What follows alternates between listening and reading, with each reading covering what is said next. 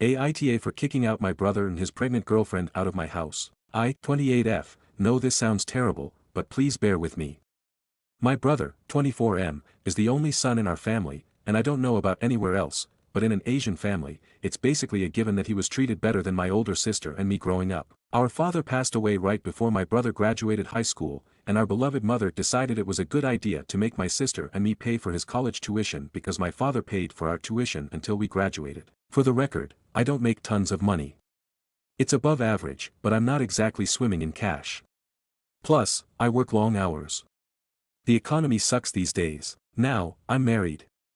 I proposed to this beautiful man, 28M, I've known since middle school after he got into a terrible accident that caused him to lose almost all of his motor skills.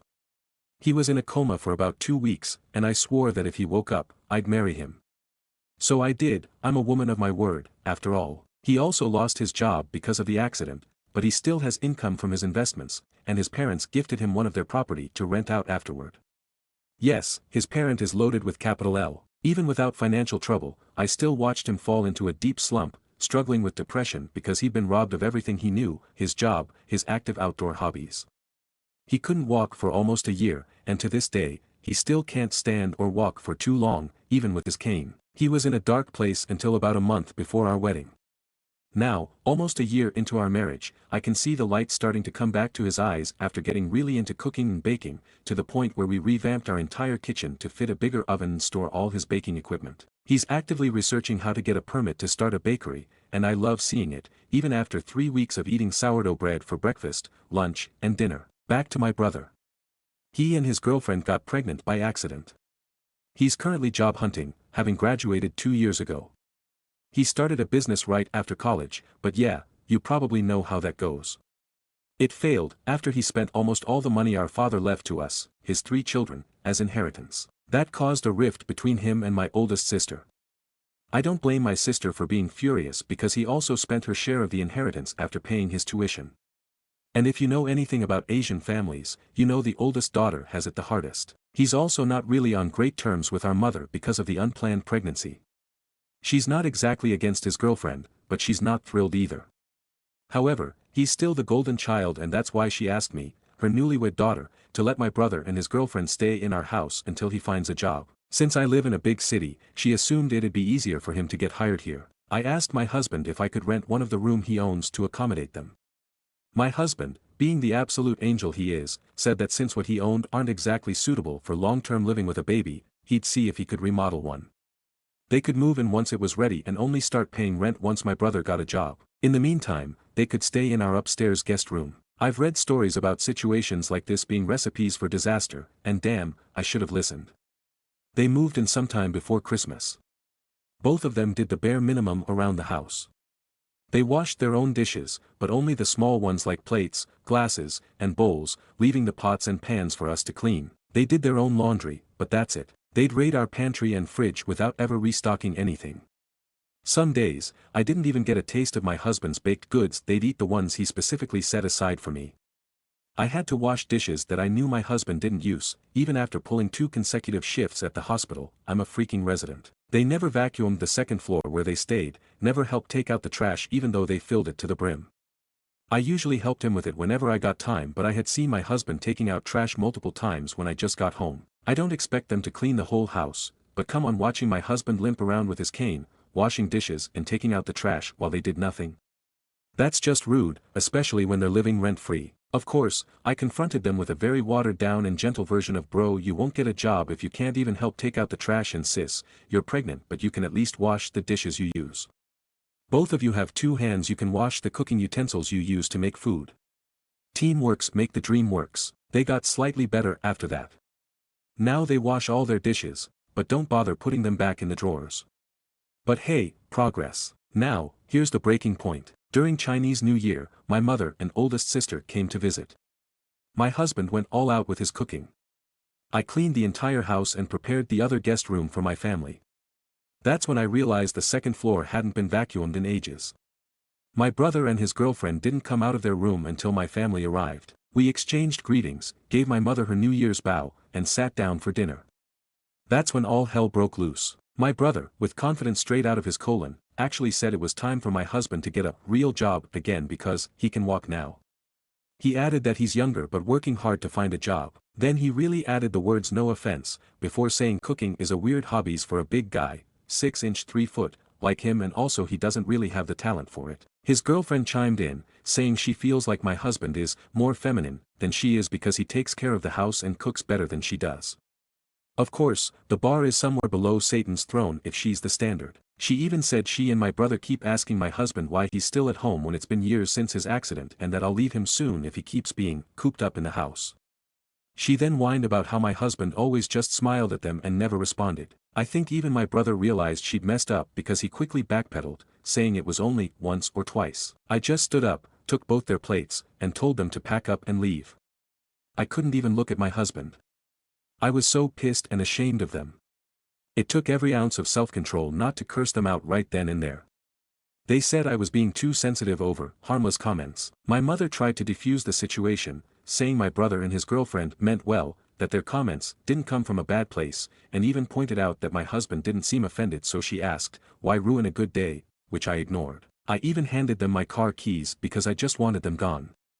They left with my oldest sister after giving my husband a half-hearted apology. She told me they stayed at a motel before returning back to my mother's house. The next day, my older sister came by to pick up my brother's stuff. She laughed a lot about the whole ordeal, and she's the only one who thinks I did the right thing. My husband said he was glad I defended him, but he never took their comments to heart because he knows I love what he's doing, so he suggested I might have been a little harsh. My mother later told me their words weren't a good enough reason to kick out my struggling brother and pregnant girlfriend. She really emphasized the pregnant part. She said I could have just scolded him like I did over the dishes. Yep, he tattled about that too. I still don't think I am the asshole nor I'm overreacting. I'm still pissed off to be honest, but now I'm second-guessing myself because even my husband was so chill about it. Am I the asshole? Relevant comments. Commenter 1, NTA your brother stole inheritance. He's a thief. He's a lazy who knocked up his girlfriend, doesn't work, is disrespectful of your home and husband when he's staying for free and being a horrible guest. You were too kind and let it go for far too long. You weren't too harsh. Actions/words have consequences. Never lift a finger for your brother ever again. He's entitled because your mother especially, but you've all been enablers. Reply, now that I think about it, you're right. I also contributed to enabling him to some degree. Lesson learned, and never again. Thanks for the response anyway. Commenter 2, NTA, good for you for standing up for your husband and hopefully, teaching your ungrateful and lazy brother and his girlfriends a lesson. They need to step it up since they chose to be irresponsible and get pregnant. I can't believe their audacity to say such things at your house where they were living for free. Reply, I think I should have added that my brother didn't take the key, my sister did, and she was the one who took them out of the house. So, the car is safe and sound in my garage, she even filled the gas. Commenter 3, NTA. Your mom can take them in since she has such strong opinions on it. Protect your space and protect your immediate family. Which is your husband and not your brother and his girlfriend who probably got knocked up on purpose. Having toxic people around will make your husband regress in his progress. Imagine what they say to him when you're not around. Fuck them. Reply, that's my biggest worry as well. I actually kind of interrogated my husband about this, like, did they say something while I was not present and why wouldn't he tell me they said shit behind my back? He said he was too lazy to speak due to speech difficulties. However, he did tell him off once, kind of. He said he was laughing when he said it, but what he said was pretty funnily scathing, and he guessed it was why my brother brought it up during family dinner. Commenter 4, info, if your father's will clearly stated which portion goes to who, could you and your sister sue him for theft? NTA. Reply, no specific amount but we agreed to split it equally. My sister could but didn't and I couldn't because I used my inheritance to pay his tuition. There's no way I would give them my hard-earned cash. I got the feeling she'll demand something else if I were to use that money since she already told us to pay his tuition because ours was paid by her and my father, so I'd rather not have it. It was actually meant to fund our wedding because my father wouldn't be there and it was left to my mother. She's supposed to give it to us when we get married. I just told her that I was in no position to pay for his tuition, so just use that money. Commenter 5, NTA, let your mother house them if she's so concerned. They would not be welcomed even as guests in my home again if they pulled that on me. Update. Hello.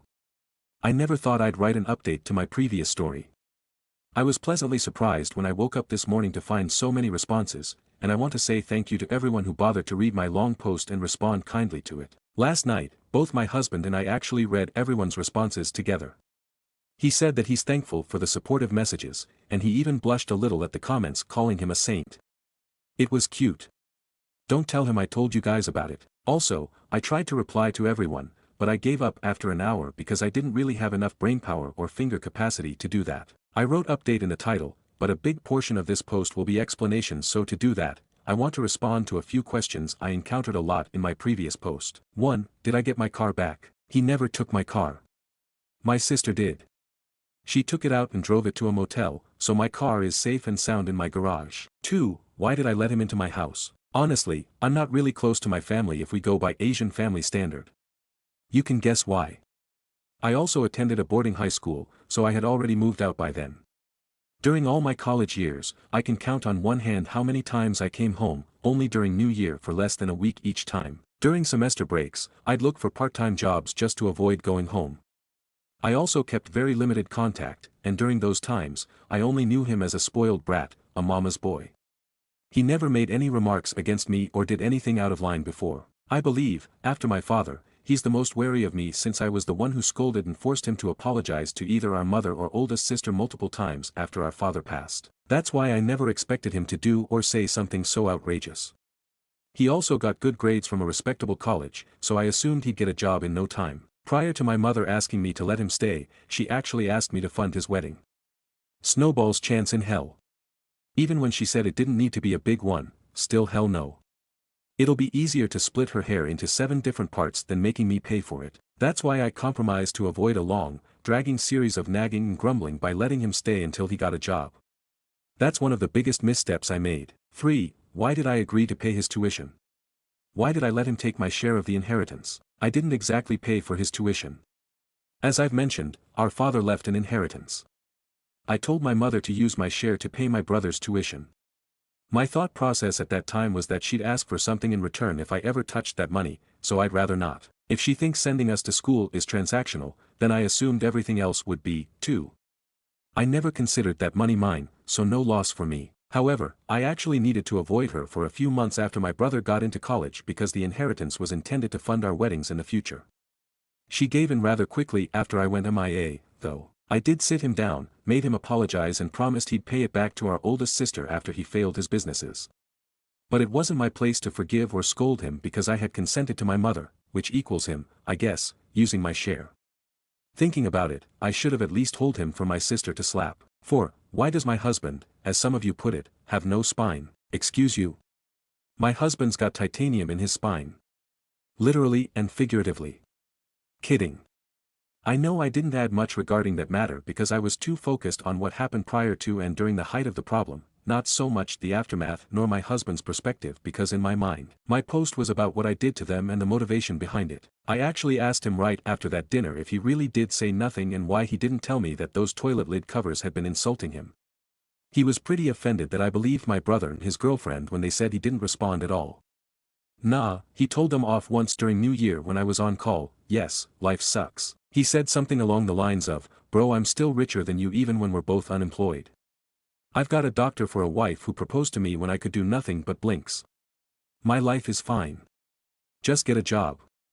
Rephrased by yours truly because he couldn't remember how he worded it. He said he was laughing when he said this, so maybe that's why my brother didn't take him seriously, but it might still hurt my brother and that was why he said those things during dinner.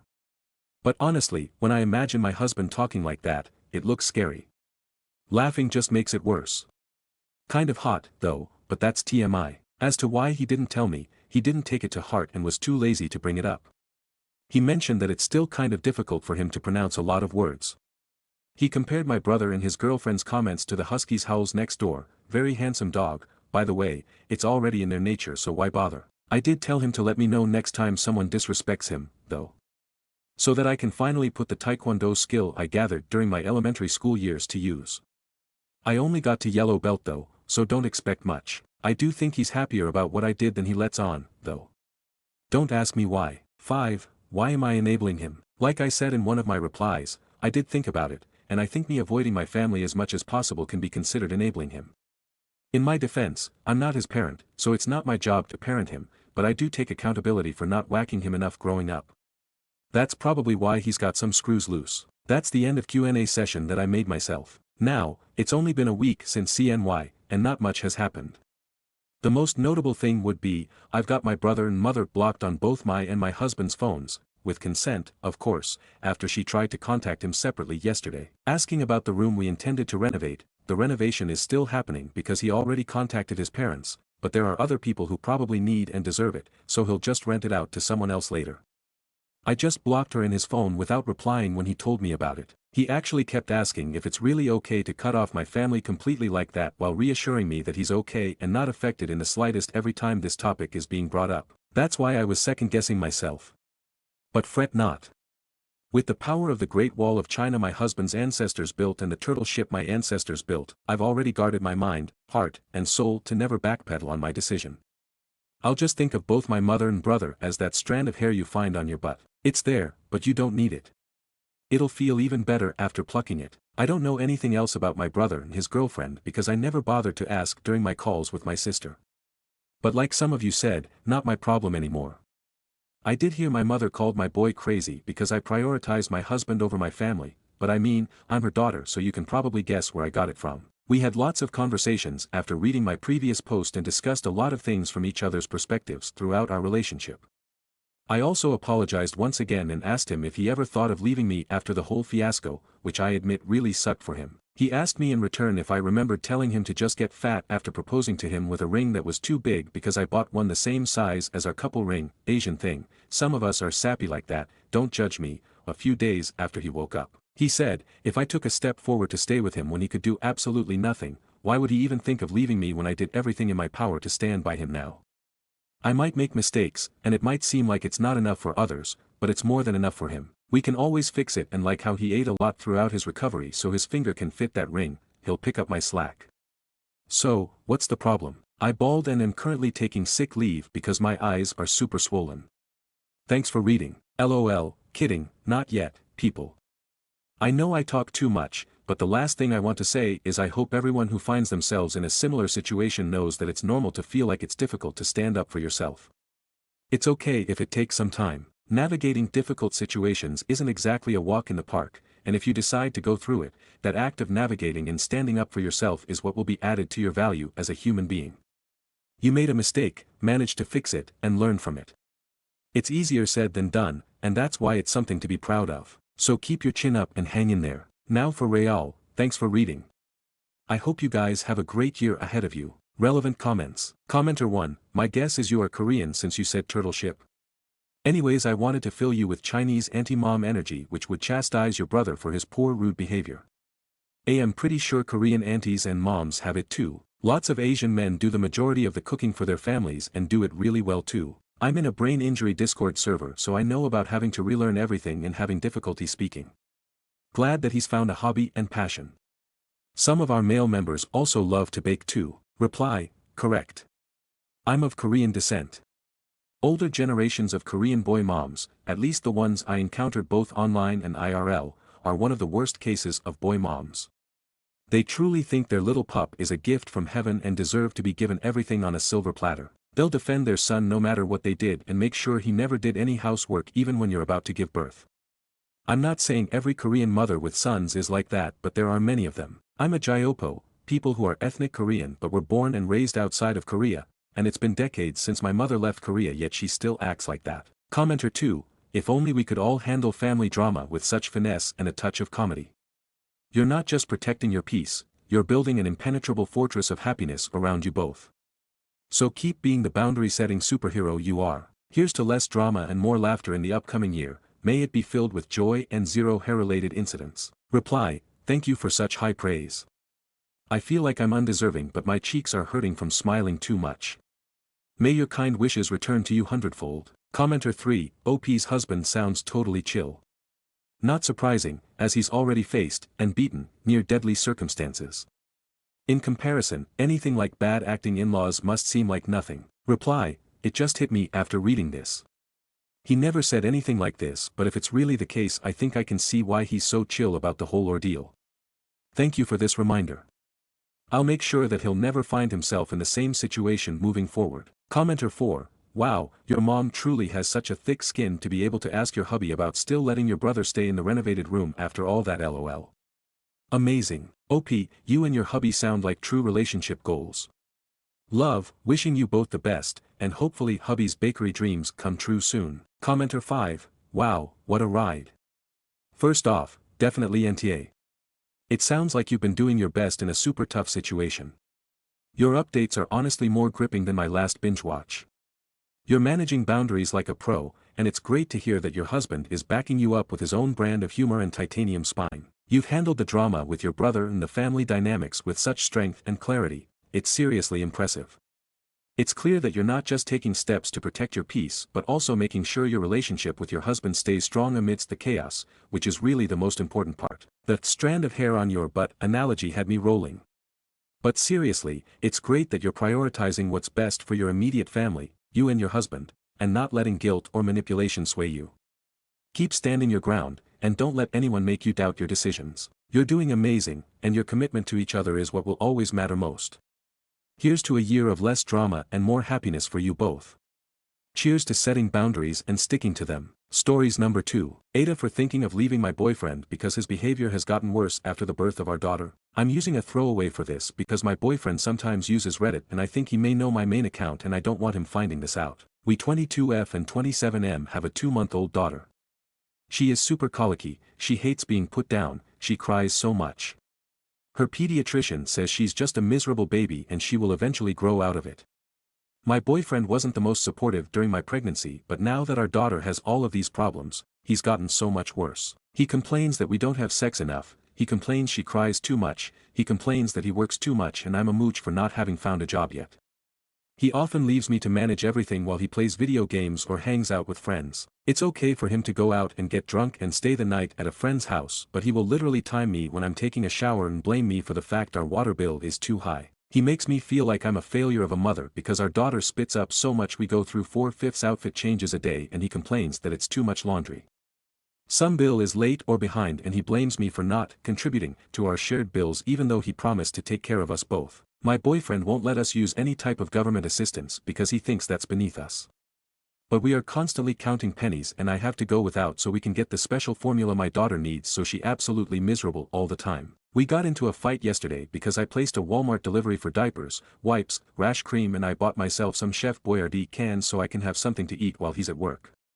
He ended up screaming at me yesterday while our daughter was crying and threw a freshly made bottle at my head, giving me a bruise on my forehead. I just started crying because I felt so defeated. I called my mom while he was at work today and just broke down. She said he's just struggling to adjust to fatherhood, and this is what I get for having a baby out of wedlock. She said she struggled hard when I was a child and this is my punishment for not going to college and being a dumb shit. I get it some days because she was a single mom too, but I remember being primarily raised by my grandparents and she's never even watched my baby. She doesn't want to because of her medical issues and has told me so. I told my mom I wanted to leave him and she laughed and said I was being dumb and that he's all I've got now and she won't help me. This is after me begging her to lend me some money so I can buy my own groceries and I promised I'd pay her back once I find a job anymore. Sometimes I feel like I am just not cut out to be a parent. I don't feel like a good parent. My mom makes me feel even worse about it and has told me I need to give my daughter to a better family, and when my boyfriend is angry, he's told me he wished he had just left us so he wouldn't have to deal with us any longer. I think I need to leave my boyfriend, but I'm also scared to do that. Am I being dumb about wanting to leave him? Is my mom right? I don't want my daughter to grow up without her father, but he stresses me out so much now I don't even want to be around him because of his behavior. Edit, my grandparents are dead, otherwise I would leave him and go live with them. I called the domestic violence hotline and they are going to put me in touch with shelters. I have $7 to my name and I put our important documents in the diaper bag. Please stop messaging me telling me I'm a dummy or I should have aborted my baby. I can't turn back time now that she's here. I regret who her father is, but I don't want to give her up. I want to leave him and I'm doing my best to get that in motion. I'm going to leave as soon as I can once a shelter has a place for us both. Edit 2, there is a domestic violence shelter but they won't have a space for us until next Monday. The shelter is going to put me and my daughter up in a hotel starting on Friday. I'm going to get a protective order against my boyfriend and try to get as many of our things out of this apartment until then. I've taken photos of the bruise he gave me. Going to be doing a lot of packing while he's at work tomorrow and Friday. I'm going to apply for as many social services as I can too, and I hope I get approved for them fast. I'm slowly getting a plan together to fully leave him. I will update everyone again once we are in the hotel or in the shelter on Monday. Thank you to everyone who's offered help, a place for us to stay, offered food and clothing and stuff I may need once I'm in the shelter and back on my feet. I know I will be better off once I leave him, so I just have to keep going until then. Comments. Commenter 1. NTA, but you need to leave now. Go on government assistance, name him as the father so the government can get some of its money back and find somewhere else to live. Commenter 2. Government assistance is a safety net that is created for people in your situation. And anyone that has a child no longer has the right to put their pride ahead of proper care and feeding and safe housing of that child. Take the help, for your baby if nothing else. Commenter 3. He already is throwing stuff at OP. How long until he start throwing stuff at their baby?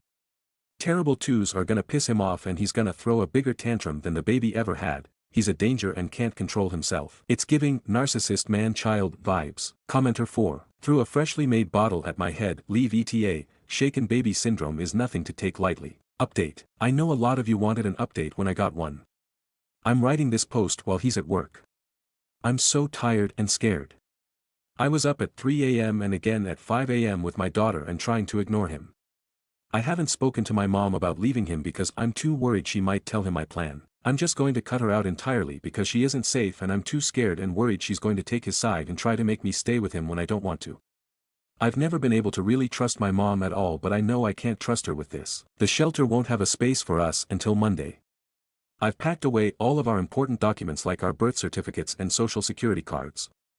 The shelter can't get us placed in a hotel over the weekend and I don't want to risk him finding out when he's off work, so I just have to make it through the weekend to get away from him. I'm hoping the shelter will be able to help me get any assistance I can apply for. I've never had to do it before, so I'm kind of clueless on how it works. I'm hoping I can also get a protective order against him and he can't have our daughter alone until she grows out of her colic and he won't be so frustrated or angry at her when she cries. I'm terrified to leave her alone with him, but I don't know if I'll have to let him see her once we leave. I'm going to continue stashing away our important items until he gets home, and I'm honestly hoping he just goes out to drink and stays away so I can have one night of peace. Besides waking up every 2 to 3 hours for my daughter, I can't wait to take a shower as long as I want and eat a hot meal that isn't from a can. I'm hoping the shelter will be able to give me clothes that actually fit. I can't wait to when I don't have to wake up with anxiety in my stomach or worrying about spending money, when I get a job and have my own income, or getting yelled at for buying necessities that I need and my daughter needs. I will update everyone again once we are in the shelter on Monday. Thank you to everyone who's offered help and advice, a place for us to stay, offered food and clothing and stuff I may need once I'm in the shelter and back on my feet. I feel like I'm going to throw up the more I think about leaving, but I know I need to do it. Edit. Some of you really need to learn how to be empathetic. No, I will not send you nudes to make money. No, you weirdos, I will not send you feet pics or pics of my daughter. I have people in my inbox asking if I will make a GoFundMe, and right now I don't know.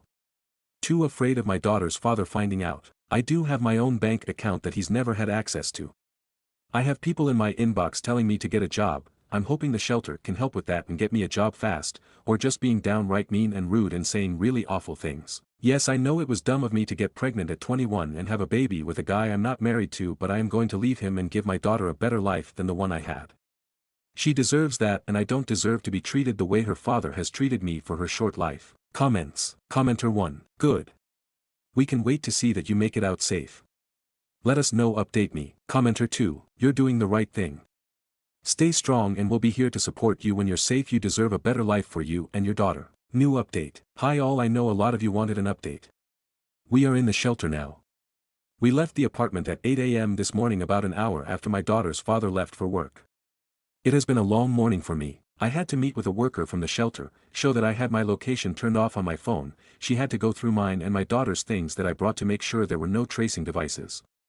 There's rules I have to follow, like curfew, can't have packages delivered or have the address shared publicly due to safety reasons. I can't let anyone know where I am or else that's a violation and we will have to leave for safety reasons.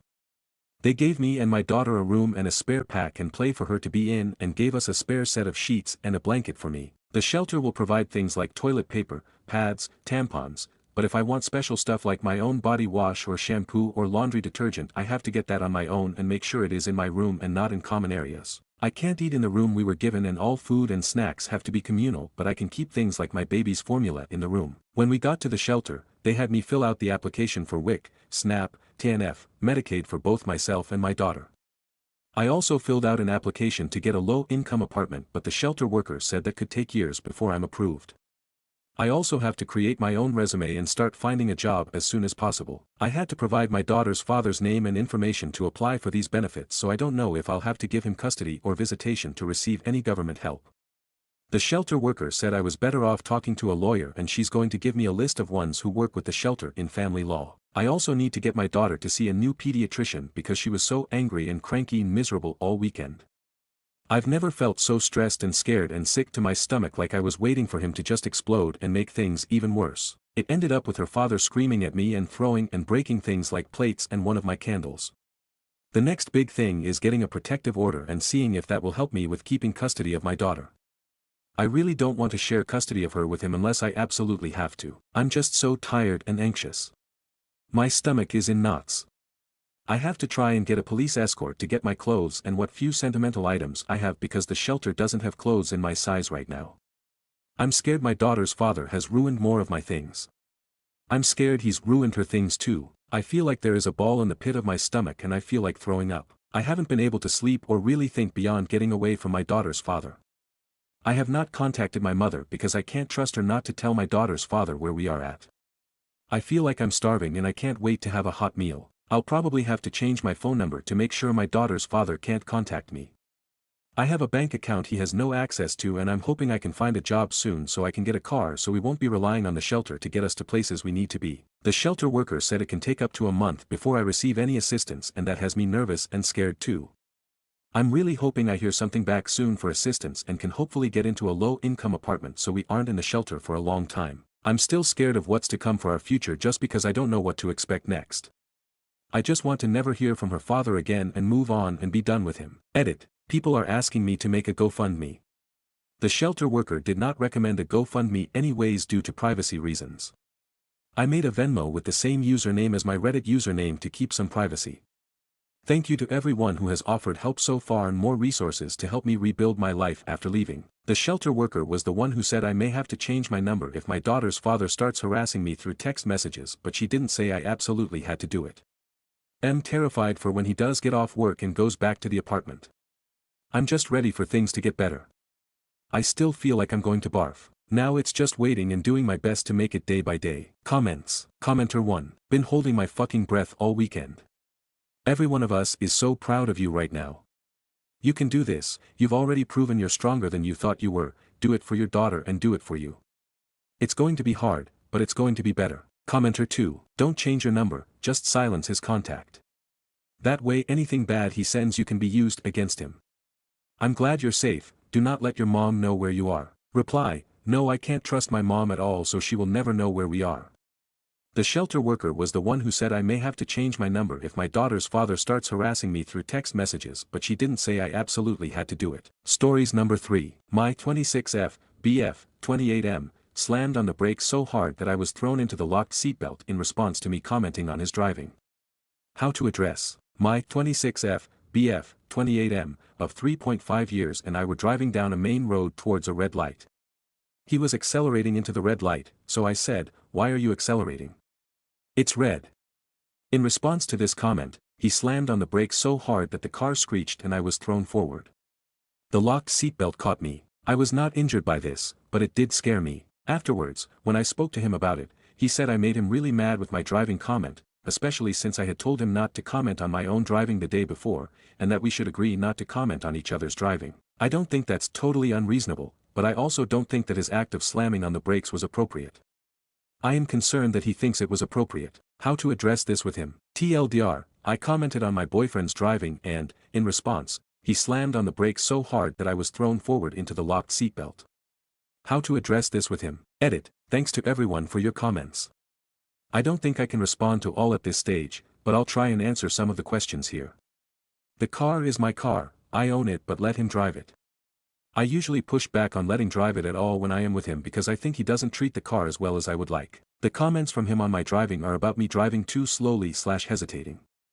I was in a scary car accident a few years ago and I've been a very nervous and careful driver since then. I had asked him to stop commenting on my driving because I felt like he was nagging me all day about it. The specific instance where I said to stop was because I was hesitating at a traffic circle and was giving too much space for people to go through ahead of me. The comment that caused him to hit the brakes was my first comment of the car ride. We had literally just gotten in the car and it was the first light. Still, we had had some tension arguments that week leading up to it about other things, and I think he was a little annoyed with me already when we got in the car. I won't pretend that I have not made him mad and could have tried harder to avoid that, but I felt that the reaction in slamming the brakes was very extreme. I hear what you all are saying. This confirms what I think I already knew the brake slamming was about. It's hard to imagine a situation where that can be seen as reasonable or safe. He has never done anything else physical with me aside from this car incident, though he does have an explosive temper. I've seen him get physical with other things. He's punched a hole in our wall once over a video game, and he smacks cars when we are out running, and he sees cars not stop properly at stoplights. I would say he hasn't lost his temper with me much, but when he has, I found a bit freaky because he adopts a really intense, teeth clenched, fists clenched sort of thing. He's slammed a fist on the table a few times. Again, never has actually done anything physical. Also, to clarify, he was not slamming on the brakes because of the red light. We were still 50-ish feet from the line where you stop for the light. It was definitely in response to my comment, and he said it was afterwards when he explained that he slammed on the brakes because he was mad. I will look into the resources everyone sent and think about this. I am feeling like I need to end it, particularly after reading what everyone has said.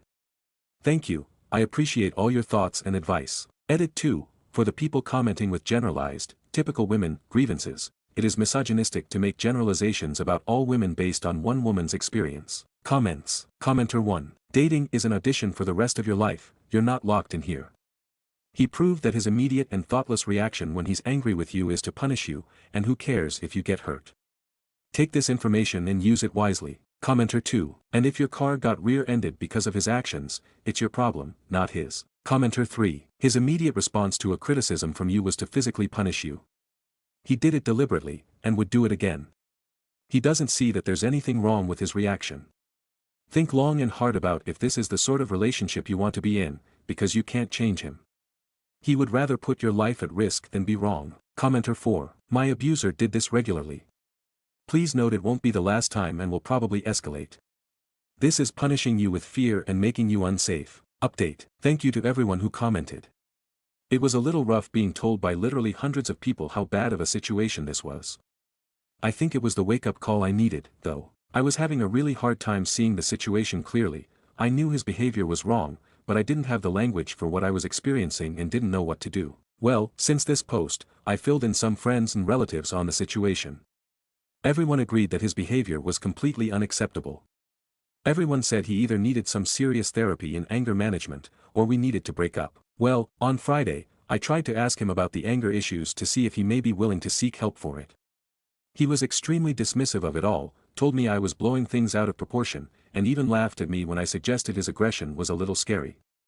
That was the last straw for me. Last night, I told him I thought we should break up. What followed was an agonizing and painful 2 hours of crying and holding each other. He pleaded with me to stay, promised that he would be better for me, asked to do therapy, basically, everything I had been wanting to hear from him for months, if not years. I couldn't trust it, though. I ended up taking my dog and going to a hotel, where I'll be for a few days while we think about logistics of breaking up. It has been so incredibly hard, but I am feeling like I made the right decision. Several people expressed concern for me in my original post, so I wanted to update you all and let you know that I am okay and that I left. I'm not able to completely go no contact currently because of our shared living situation and dog, but I am taking steps to break away. Thank you again to everyone for the feedback and affirmation. Comments. Commenter 1. He was only willing to change after you broke up with him. If you had stayed, he would have been a little bit better for a little while and then gone back to the way he was. You made the right choice. Commenter 2. She literally asked him without any strings attached and he laughed at her. That was his authentic reaction, and if he had put in 1 to 2 months of effort if she stayed, he would have reverted back to his authentic self. If someone doesn't want to change, they won't. Commenter 3. I hope you've got your important documents with you. Everything else may need to be written off as a loss. At the very least, see if you can get your friends to accompany you to collect the rest of your stuff, or even handle the handoff for you, or consider calling the non-emergency police hotline to see if someone can come with you. Glad you're out, though. Now stay that way. Reply, thank you. I did grab my documents. I do hope things will be okay when I go back, but better to be safe for sure. Edit, go back to sort out our shared things. I will reach out to friends to come with me. Stories number 4. Aita for going NC with MIL after she convinced my husband to ask for a paternity test because our baby looks too much like me. Sorry, this is gonna be a long one. And I apologize in advance for any spelling mistakes. English isn't my first language. 4 months ago me, 31F, and my husband Mark, 32M, welcomed our first child, our daughter, Sophia. Me and Mark have been together for 10 years, and married 6 years. Getting pregnant wasn't exactly a walk in the park. We were trying for 2 years before it finally happened, and I miscarried 4 times during those years. My parents died when I was 15 and I lived with my grandparents until I was 18 and started at college. My MIL has been like a mother to me and had been an amazing support ever since me and Mark got together.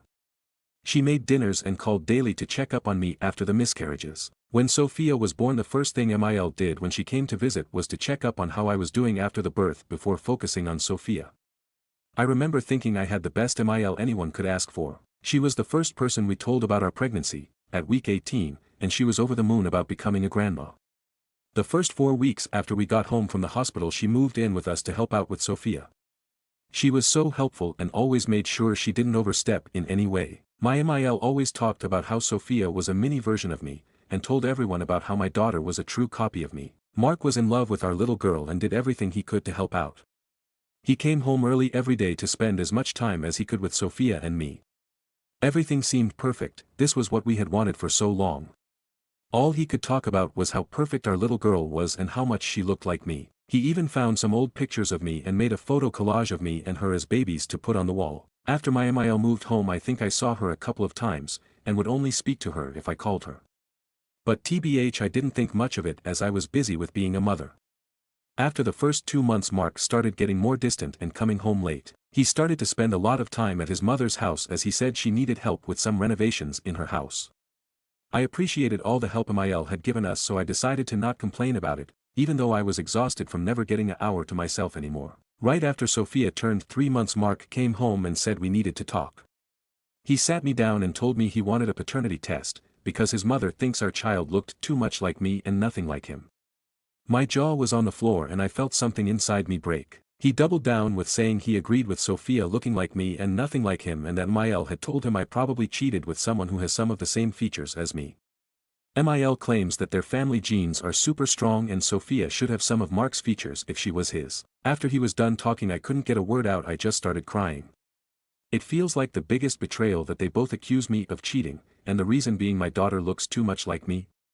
He told me he was sorry but his mother got into his head and he couldn't let it go, and it was constantly on his mind. I just felt defeated by the whole situation and agreed to the paternity test.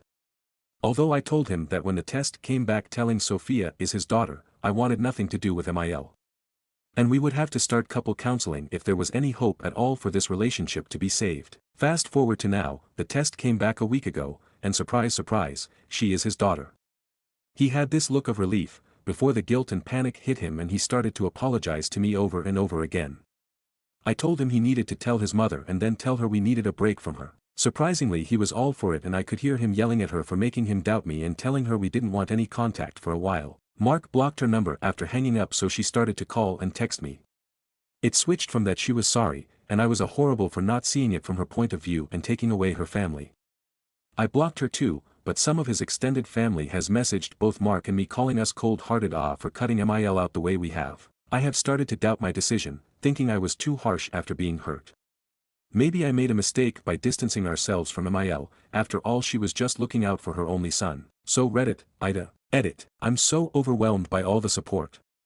Thank you to everyone who took the time to answer. I see a lot of you guys are coming for my husband, and trust me I get it. I failed to mention that his last long-term relationship ended because his ex cheated at him.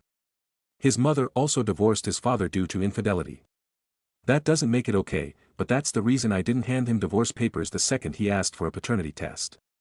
I know he has a lot of trust issues, and so does his mother. He has been in therapy before because of his issues and has contacted his psychiatrist and gonna start up therapy again, and we are also going to our first couple counseling later this week. Update, Aita for going NC with MIL after she convinced my husband to ask for a paternity test because our baby looks too much like me. I'm still overwhelmed with all the support and feedback my last post got. I spent a lot of time reading through comments and the messages people sent me. Since I'm still getting messages asking about my situation, I felt like I should make an update for those who still cares. So, buckle up. First of all, a lot of you were saying I should have given my husband divorce papers along with the result of the paternity test. If it wasn't for his past I would have done it. That being said, he has been my rock during the circus our life has become. Like a lot of you did foresee, my MIL did not react well to us going NC with her. She told his whole family that I made my husband going NC with her because I was jealous of their close bond. She told them I had threatened him with kidnapping and drowning our daughter. His family blew up my phone with calls and nasty messages. It got so bad that I had to change my number and deactivate my FB account. 5 weeks ago, Child Protective Services came to our house after getting an anonymous tips about me physically abusing Sophia. We got cleared quick, but I was so overwhelmed and drained after all of this.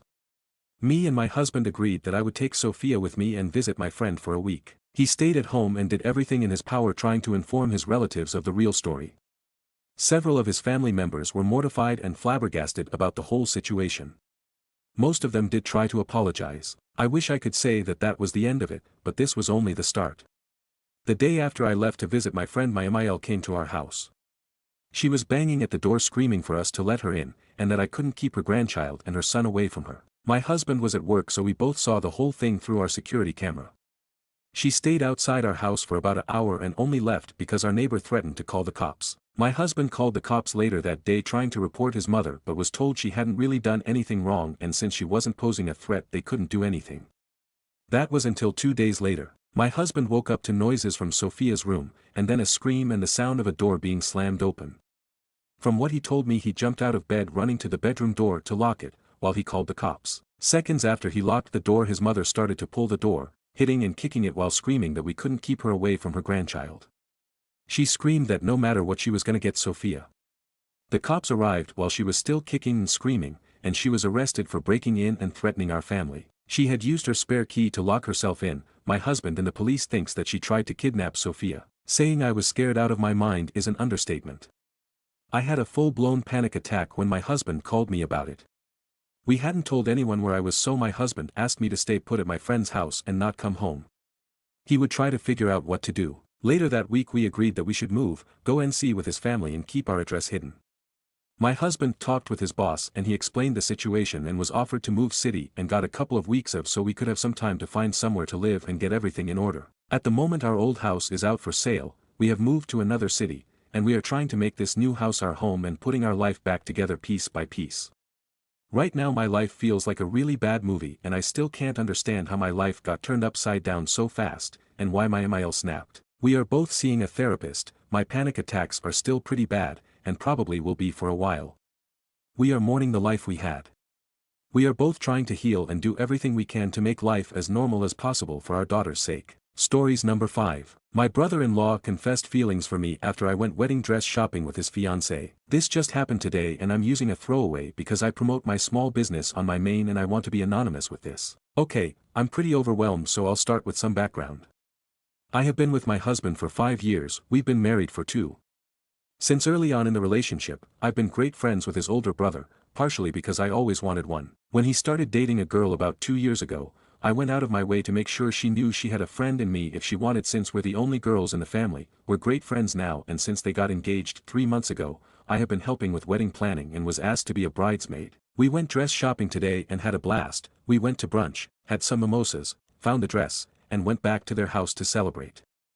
I ended up alone in the kitchen with my brother-in-law a bit after being there, and he said he just had to tell me something before it kept eating at him. I was a little buzzed and confused but was not at all expecting him to say what he did. I think I've had feelings for you for a few years and I've never been able to tell you and just needed to know if you ever felt the same. I completely froze and just shook my head. I told him that no, I have never thought about him in any way other than a friend and a brother, and I never would. Before he said anything else, I bolted back to his fiancée and the other girls there and very discreetly told her I got my period and wasn't feeling well and would have someone come get me and then come by soon for more wedding planning. She thought nothing of it and I called my best friend to come get me. She dropped me off at home. My husband is working right now and there is no question that I am going to tell him as soon as he gets home. But I just have no idea where to go from there. Do I tell his fiancée? Do I make him tell her? Do I leave it? Do I have my husband talk to him? Has anyone ever had something like this happen or have any advice? Anything is appreciated. Update. Thanks to everyone who helped calm my panicked mind after my original post.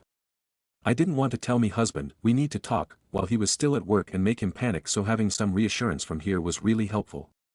I also noticed a lot of people asking for an update, so here is one that even I was shocked by as I lived it. It's not exactly the earth-shattering blow-up most people thought it would be. My husband came home and he immediately knew I had something on my mind. I explained the whole thing and he was livid at his brother. Thankfully he gave me a hug and I broke down crying from the stress. He assured me I did everything right and it wasn't my fault. After that, he went to call his brother and tell him that he knew what happened and wanted to talk to him one-on-one. Well, it turns out that his brother and fiancé were already on their way to our house to talk about it. As soon as the other girls left, not long after me, my BL confessed everything to her. First she slapped him, deserved. But after they talked and he promised her that his feelings for her were genuine, she said that he needed to apologize to me and his brother and then they could go from there. So they came over and he and my husband went and talked, while I talked with his fiancé. We both cried and talked for about an hour. I promised her I never had any feelings for him and had no idea he ever had any for me. Apparently she had caught him gazing at me on a family vacation once and thought maybe he had some attraction to me, so while this sucked, she felt some relief that she wasn't crazy for thinking it. He admitted she was right and thinks his feelings at one point were out of jealousy that his younger brother was further in life than him, and he attributed that to me in a way. This was new to him as the older brother and they really hadn't compared each other much growing up just because they had vastly different paths, it was little apples to oranges. But now there was some perceived competition on a similar playing field. The feelings had faded, but when she came home saying she found a dress he felt an urge to come clean and he wished he had said it differently or worked through it with some help before to actually understand what the feelings were before making this whole mess. I don't know about all that, but I guess I could understand it with a more clear head. I mean, if the Oedipus complex can be a thing, then I can see him having some complex feelings that manifested as attraction, but didn't affect his love for his fiancée. This all happened in one night and he was visibly distressed over it, so I'd find it hard to believe he could weave a whole story like that, so I'm inclined to believe him. Once my husband and his brother came back to the living room, my BL looked like a puppy who just got in trouble. Also looked a little roughed up, but I didn't question it. We all talked, and he apologized to me for putting me in this position. Where it landed, their wedding is on hold privately while they figure out next steps. Thankfully there was nothing booked and no dates sent out. We had gone wedding dress shopping just to get an idea and it was just luck that she fell in love with a dress.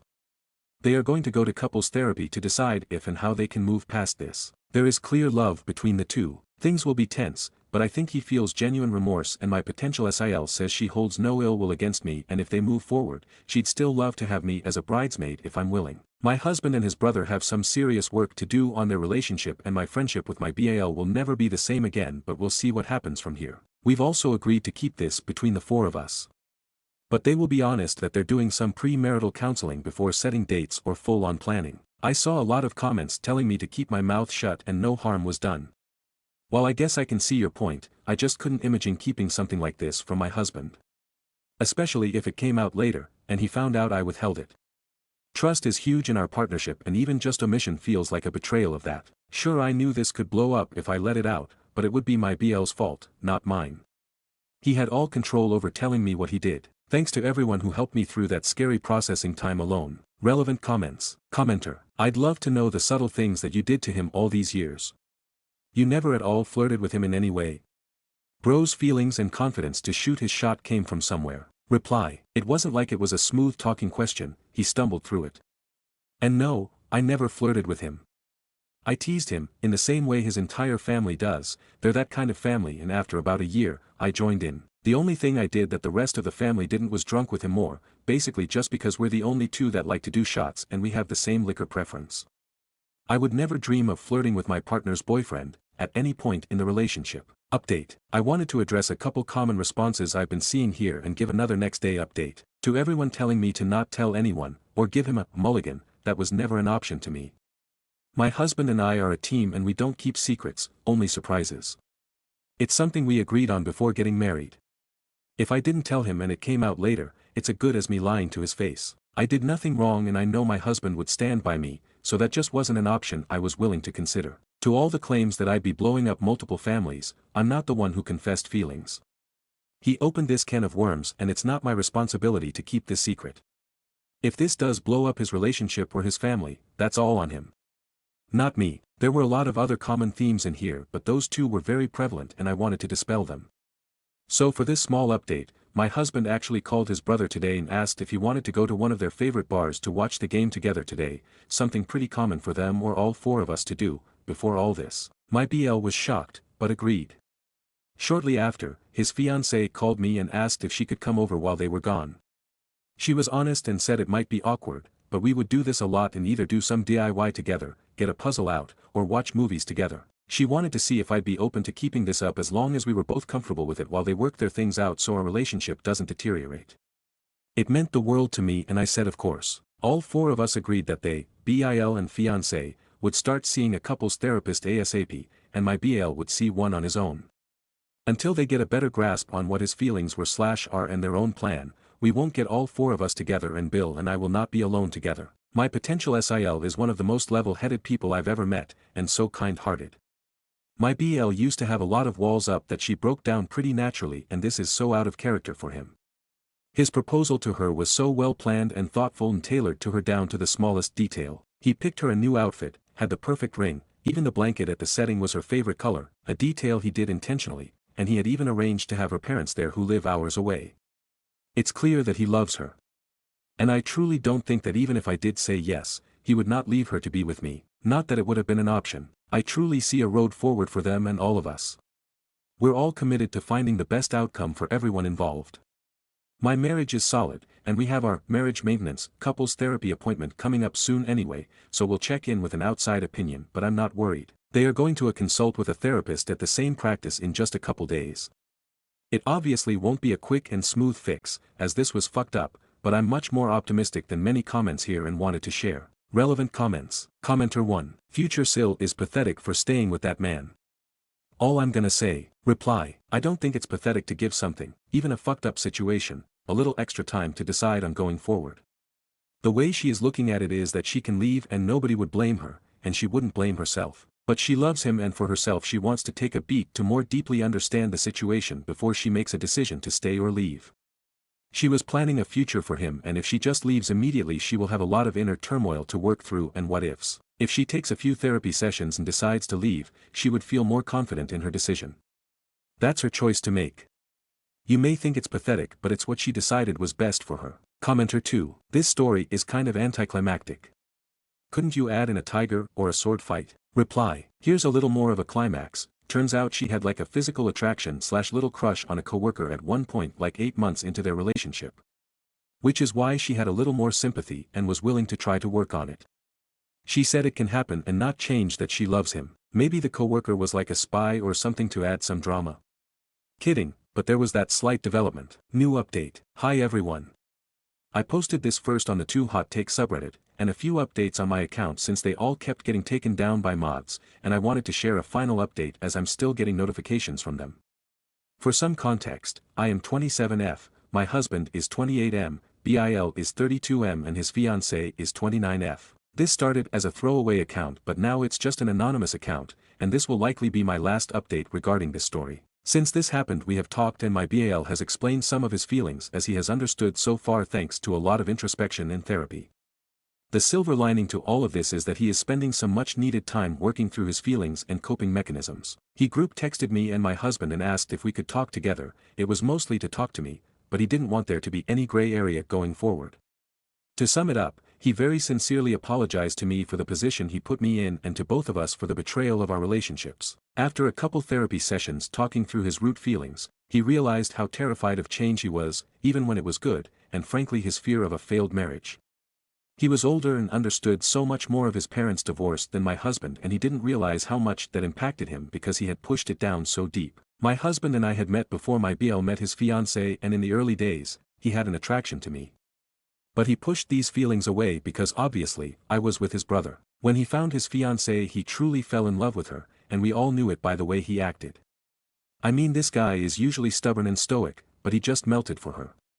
He changed so many habits, for the better, for her sake and for his future. Nobody questioned if he loved her and he was so excited to propose, albeit he knew he was nervous for the life change. When we went out dress shopping and came back, a little tipsy and excited, she just gushed to him about wedding details and ideas and he got overwhelmed. So he did a couple shots, not saying it was a good choice but it's the one he made, and when I came out, as a person he had come to for comfort or advice on more than one occasion, he just exploded and said what he said. He had so many thoughts running through his head and I can't say I'm that mad at him for what happened. When I got engaged, no matter how much I loved my husband and how great our marriage is now, I have to admit I had a few late-night musings about what life would be like married because it should not be taken lightly. He was so genuine in his apology and ashamed of his thoughts and actions, he was damn near in tears. When his brother hugged him he lost it. I gave him a hug as well and he couldn't stop thanking us for not just telling him to F off. His fiancée joined us after our talk and she said that while she's still struggling with trusting him and they aren't going to get married on the same timeline they were planning, she's not leaving him as long as he continues to work on his feelings and unpacks his emotions around marriage. They go to couples therapy and both go individually as well, and I think we all see a road forward, knowing it will not be easy. In my past posts, there were so many people who thought my BL was making it up to get out of it, and he would have thrown away his relationship for me. Call me crazy, or naive, but I don't see it that way and nobody else involved does either. We addressed the possibility, and dismissed it. I appreciate the level of care people have shown for me and my future SIL, and we will continue to show care for her and my BIL as they navigate this together. Stories number 6. Aita 4, making my daughter miss a hangout. My daughter, 14th, has been planning a hangout for a month or so now. This hangout was right after her last exam, on a Friday, and included all her friends. The entire month she has not been able to go out as she has been studying for these exams. I am immensely proud of her and she came back extremely happy, so I am sure her hard work has paid off. When my daughter told me about this hangout, I immediately agreed, telling her I'd give the money for the same. This however, was not necessary, as her friend had her birthday only a day later and said friend's parents had agreed to pay for the escape room they'd be doing and dinner. A bit before that final exam, I learnt that my sister and her family were flying over on Friday, right at the time my daughter would be taking her test. They had booked a weekend getaway at a nearby resort and had everything planned for us to leave right as my daughter came back home. My daughter loves her aunt and cousin. I told my daughter about this and asked her which she would prefer. She was also, as expected, very excited. However, she quickly told me that she wouldn't be able to tell her friends since they had all been looking forward to this hangout together and she would feel very bad doing so. Understanding this, I decided to text the birthday girl's mother telling her the situation. It was not until we were already on our road trip that I got a call from her, asking me where my daughter was. When it became clear to me that she had not read the text, I reiterated what I wrote in the text earlier, apologizing to her for any problems caused. The girl's mother got very upset at this and told me that she had already booked the escape room for a specific number of people and that she had paid per person. I immediately told her that I would be happy to give her back the money and apologized for the issue. She then started yelling at me, saying that it was not about the money and that she had purposely planned it today so all her friends could attend. I was informed then that the only reason they were hosting it a day early was because it would ensure all her friends would come, as if they had done it on the girl's actual birthday, some kids would not be allowed to go due to an apparent no hangouts 2 days in a row rule. Which I still can say, is a very weird rule, especially at 14, though surprisingly, at least 2 of the girls in that friend group would have been held back for such a reason. I tried apologizing but said there was nothing I could do as we were already on the road. She screamed at me a little more before hanging up. I have tried giving her back the money spent on my daughter, but she refuses to take it. All the parents involved in this, that I could speak to about it, are split. Some say that a getaway that pricey could not be foregone and it was only a hangout, whereas others say that their kids were very disappointed at my daughter being absent as she had promised them she'd be there. Stories number 7. Aita for telling my landlord my roommate moved her boyfriend in without permission. I, 22F, am currently renting a room in 3-bedroom flat. One of the rooms belongs to the landlord and the other room has been rented out to my roommate, 23F. My landlord stays with his girlfriend most of the time. He usually only drops by to do some maintenance and only stays the night about once every couple months. The problem began when my new roommate moved into the house back in October. She has never been outwardly rude or mean to me, but during her first week in the flat, I had to ask her keep the noise down when she had friends over late at night, between 12 to 5 a.m., and ask her boyfriend to stop peeing on the toilet seat. Since then, the pee on the toilet seat has mostly stopped, but she still would have friends over late and I noticed no effort to be quieter. I work as a barista and I have to wake up early most days, so this became annoying fast. She never asked or let me know ahead of time if people were coming over. Her and her friend/boyfriend are also really messy. The worst was leaving raw chicken in a bowl where the clean dishes were left to dry and someone throwing up in the sink and not cleaning it up properly. Now all of this was annoying, but it was no reason to contact the landlord.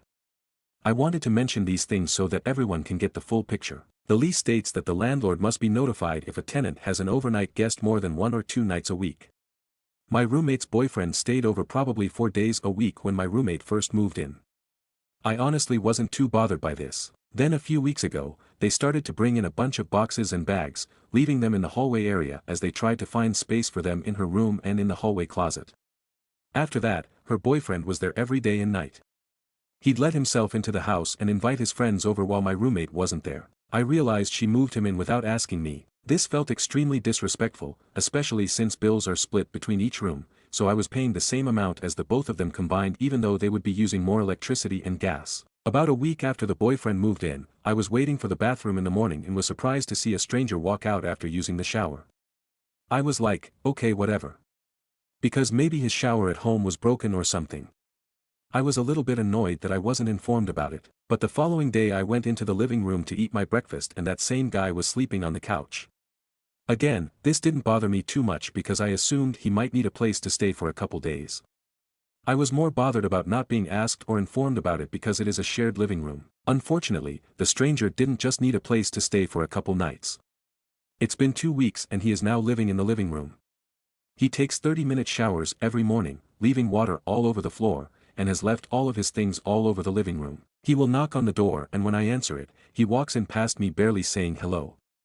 I don't even know his name. It seems like he was invited by my roommate's boyfriend to stay in the house even though the boyfriend isn't a legal tenant. About a week ago, my roommate left the country to visit family for a few weeks. This leaves me alone in the flat with 2 men who are not legal tenants. The boyfriend has friends over every day and they smoke cigarettes and weed indoors, another violation of the lease. They are messy and the living room is barely usable because the random guy's stuff is all over. Last night I went into the living room to look for something and the stranger was asleep on the couch. I decided I had enough at that moment and messaged my landlord letting him know that roommate's boyfriend has been living here for 3 weeks and that I was never informed about it. I also let him know about the guy staying in the living room and using the utilities for the past couple of weeks. He said that he would look into the issue but I asked to be left out of it until after I move, end of February. The reason I am asking if I'm the asshole is because before my roommate left to visit family, she spoke to me about how the past few months have been very difficult for her. She was nearly in tears as she confided that she isn't even sure about her boyfriend. This made me consider that maybe her boyfriend could be controlling. I started to think that maybe I shouldn't tell my landlord because the only person who would get into real trouble would be her when the actual issue could just be her boyfriend. I'm not sure if this is the case, but it seems plausible. Even though she never considered how I felt about him moving in, I felt bad for her. During that conversation, she also admitted that her boyfriend moved in without the landlord's permission and implied he had no plans to find his own place. One more thing that crossed my mind while I was thinking about telling my landlord was how this could affect her visa status. She's not a citizen of the country we live in and is on a graduate visa. If she were to be evicted, I'm not sure if my landlord would do that, but I'm pretty sure he'd be within his rights to. It might affect her visa somehow. After I told my landlord last night, I have started to feel a little bit guilty, especially since I'm moving out so soon. Aita. Stories number 8. My BF permanently brain damaged someone and didn't go to jail. When my BF was in high school, about 16, he was friends with a Mexican guy, we'll call him Jay. One day after school they were walking home and a neo-Nazi freak ran up and hit Jay in the head with a brick, knocking him out then started punching him while he was on the ground. My BF picked up the brick and smashed it over the back of the neo-Nazi's head, knocking him unconscious. He called an ambulance and police and my BF was taken into custody and the others to the hospital. Jay woke up and had about 35 stitches on his head, but the neo-Nazi guy was in a coma for a couple months because the brick apparently hit him in just the right spot. It caused permanent damage. The family of the Nazi took my BF to court and tried to press charges on him, but Jay's parents were both personal injury attorneys and were able to plead his case and he was let go with no charges. Jay still comes over from time to time for dinners about 15 years later. Just wanted to share a weird story from my BF's past that I still think about and how, while I don't condone violence, he is a hero in my mind. Stories number 9. My depressed partner, 27F, and the effect it has had on my 26M life. What should I do? December 29, 2018. I have been with my partner for about 6 years. In those 6 years we have built a life together, we both have career jobs, bought a house, a dog. When I met my partner she had a child whose father left early on.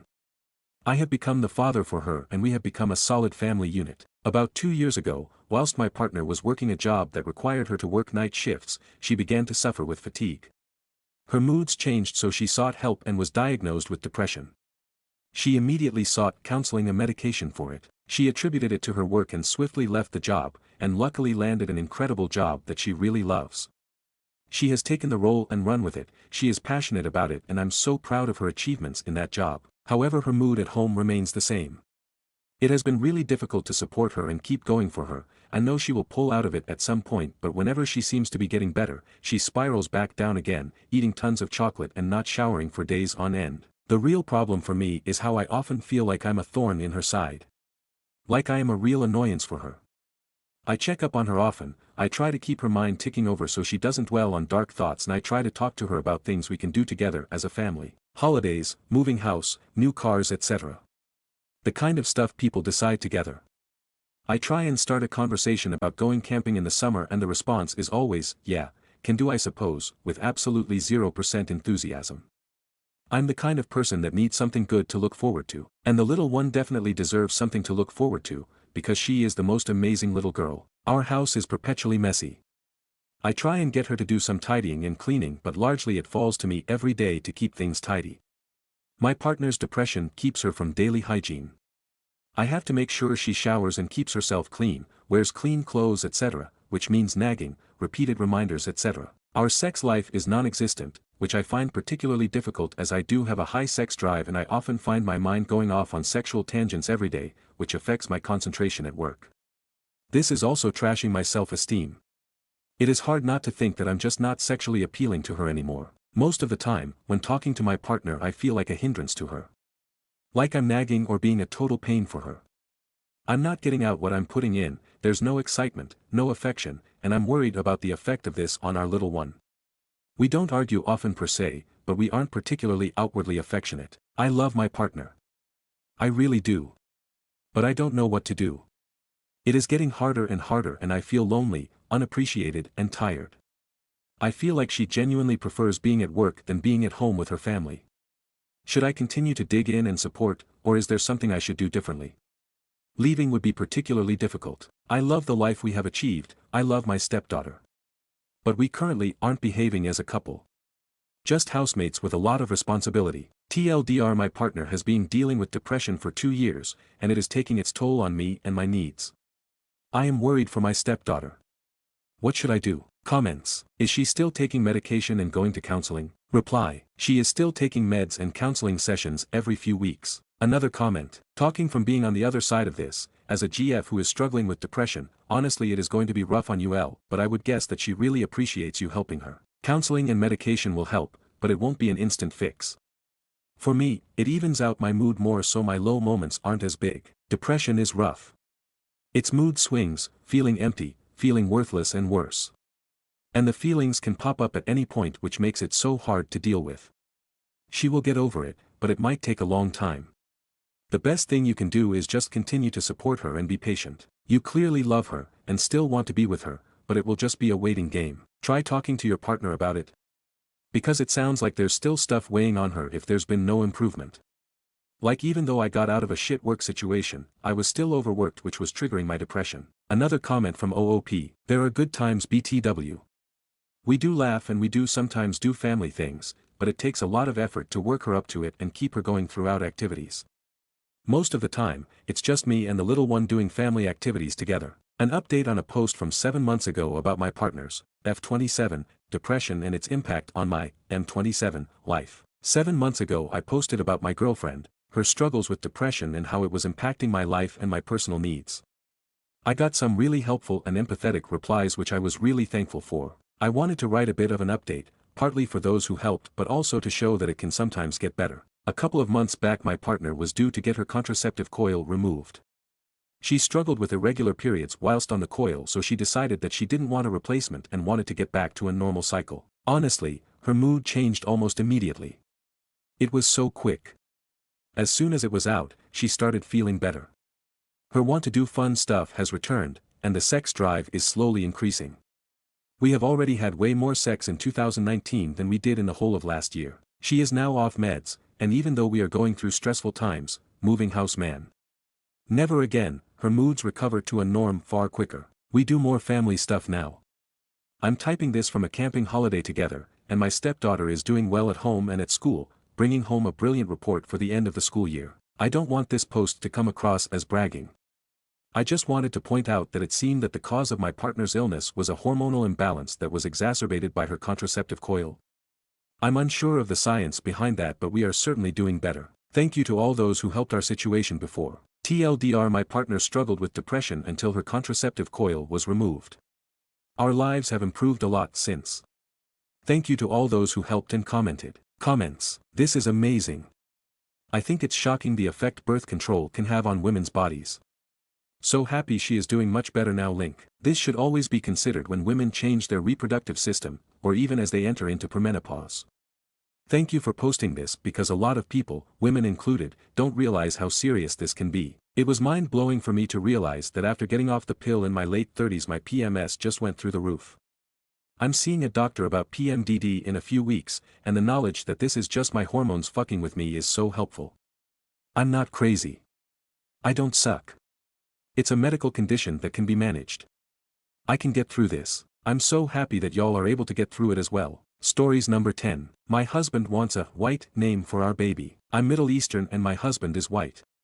When we started dating, I told him that my culture was a big deal for me and I wasn't sure if we'd last since I was probably gonna be more interested in someone who had the same ethnicity and values and all that. Not only that, my parents are strict Catholics and he didn't even know what religion he was. He said he was maybe Christian or something but he wasn't sure.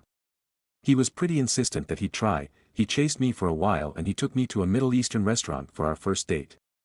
So corny, but I love him. He was really open to learning about my culture and everything. He was almost fascinated with it all.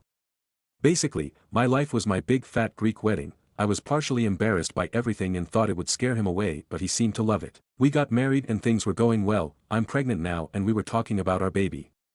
Some stuff that he said just bothered me and I want to know if I'm crazy or was it weird. I have pale skin and black hair and brown eyes, but green eyes do run in my family. My husband has brown hair and green eyes. He had bleach blonde hair as a baby, like the blondest baby ever, and it darkened by the time he was a kid. We were talking about how our baby would look and I was teasing him that she'd definitely look like me because darker features are dominant and he has brown hair too, and then he brought up how he used to be blonde. So I told him how my hair is pretty much black so she's probably gonna have really dark hair. I don't think she'll have a blonde phase. He seemed kind of upset about that because he wanted his daughter to have cute blonde hair, but I told him it was okay and she'll have green eyes like him, and he was like, no, I'm pretty sure she's gonna come out looking like one of you guys. I told him that yeah, she's gonna look at least a little Arab. I don't even know what that meant. I didn't want to ruin the mood so I just continued the talk and he seemed upset in a way. We started talking about baby names and he had really cute name ideas. They were nice, but I asked him what he thought about the names I liked and he just blurted out, can we give her a white name? She's my baby too. I was not giving her ethnic names. I brought up American names too. I really liked Diana for example, which is Arabic and I know my family would really like that and it's an English name too. I can't exactly go to my parents and be like, yeah, our baby's name is Jennifer. Not only that, I want her name to be related to my culture. Diana doesn't sound ethnic and it's obviously not hard to pronounce or anything and she wouldn't bullied at school. And it's a white name. I thought it was the best of both worlds. I would be so open to giving her whatever American middle name he wants, but our baby is gonna be 50% Middle Eastern and 50% white. I think she should have a first name that's connected to both cultures. He just got mad and said I wasn't taking him into consideration and he wants to choose the name since I made her look Arab and I got my part already. I asked him to calm down since we don't even know how she looks and for all we know, she has blonde hair and green eyes and looks nothing like me and 100% like him. He just got mad and continued on and then he was like, by the way, hummus is gross, and went to bed. Now I'm sitting here in our living room wondering what to do lol. Relevant comments. Commenter. I am Asian and my husband is white. When we got together and decided to have children, we went through similar motions with me wanting to give respect to my culture and traditions and him being born the perfect Aryan child, blonde hair, blue eyes, wanting more input. What I learned was, being part of certain ethnic groups, we tend to take our culture seriously and think white people have no culture. But they do. Him wanting a white name and being petulant is his way of wanting to be a part of this.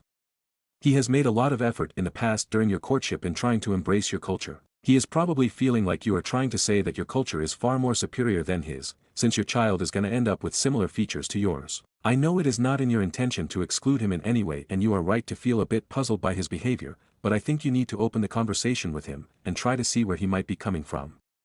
He is the opposite of being racist. Reply. Thank you for your comment. I know I got a ton of comments that he's racist and this and that. I don't think that's it. He loves me and he loves my family and my culture. I think he's just a bit concerned with our baby being 100% Arab with her appearance and name and he wants to feel represented too, which I understand. That's the reason why I want a name that we will both appreciate, something Arabic and American, simple and easy to understand. He knows how important that is for me, so I don't think he's trying to completely overlook what I want. I think he maybe got annoyed since we were already discussing how she might look like me and not inherit any of his features. Top comments. Commenter 1. You husband and his issues aside, Diana is a beautiful name that has been used in many cultures and has many meanings. It's also a timeless classic that never dates itself, like some 90s names I can think of. I would be sure to point out to your husband that Diana truly connects your cultures, and it has really great cultural symbolism, Princess Diana, of course, but also Wonder Woman. Commenter 2. Better name her Hummus. Commenter 3. The ultimatum for him, we can name her Diana or Hummus, you get to pick. Update. Not really sure if anyone is interested, but we talked it out. He felt like the baby would look 100% like me and nothing like him, and he was feeling left out. He said she wouldn't feel like his baby if she looked completely like me and had a name that I chose and that he had no part in. That's it. He's not racist or disgusting and doesn't want an Arab baby, so I reassured him that we have no idea how she'd even look. But I know what he means. He really had to accommodate all these years, which I am so appreciative of. He did not have to do that. He could have taken the easy way out and dumped me for someone that didn't require so much effort. But he learned to love our foods and learned literally 5 words of Arabic to show my family and impress them with LOL. And he's not racist at all, he is an amazing guy and I'm so lucky to be with him. So we're gonna find our names together. If we both agree on an American name, it's fine. She really is gonna be surrounded by her Arab heritage so much with our big family and everything. If a name helps him feel more connected to our baby, it's all his. He apologized for dissing Hummus and for acting a little childish, and I apologized for being controlling and not taking his feelings and own culture into account. But we are fine, we are all made up now and I love him. Relevant comments. Commenter 1. I love this ending. Super happy you guys resolved this. Reply. Thank you, so am I. I hate fighting with my husband so much, it's the worst feeling in the world, and I'm so glad we can move on and just focus on finding a brand new name together. Commenter 2. Man, I'm just glad he took back what he said about Hummus. Commenter 3. What kind of monster insults Hummus even in anger? You leave Hummus out of your personal problems. Stories number 11. Aita for telling my boyfriend my dad was dead. I, 26F, lost my mother to cancer when I was 8 and have always had an absent father. I only found out who he was when I was 13, and even then he did not want custody of me, forcing me to stay in the foster system until I was 18. Over my whole life I have had about 5 conversations with him, give or take. He is like a stranger to me. He appears once in a blue moon to ask for money or something along those lines. It doesn't really bother me anymore, I've just learned to accept it now, but I don't like talking about it, so to avoid that conversation with people I usually just say both my parents are dead. This leads me to a year and a half ago when I had just started dating my boyfriend, 25M, and like usual I had just told him my parents were dead, but the other day my dad showed up at my door. I still don't know how he knows where I live, and asked for $100, except my boyfriend was there and he obviously found out my dad was not dead. This led to a long conversation with him that night where I explained the whole situation. He said this was a breach of trust between us since I lied about my dad and that he needed some space to rethink our relationship, but he doesn't think he will leave me. I feel so shitty and that I should have told him earlier, but I am going to be honest, I just didn't think. So Aita. Update. My boyfriend texted me 5 minutes ago asking to talk, so we are going to have a full in-depth conversation tomorrow after work and I'll update again then. Some of OOP's comments. Commenter. Honestly, I never really considered therapy since I thought I was over the hurt of my dad not being there, but now that you mention it I actually feel like it might do me some good, so I will look into that FS. To a downvoted commenter. I didn't mention it here, but he did stand up for me at the door and it was only afterwards he confronted me about it since I had lied, and I think that's his problem with the situation.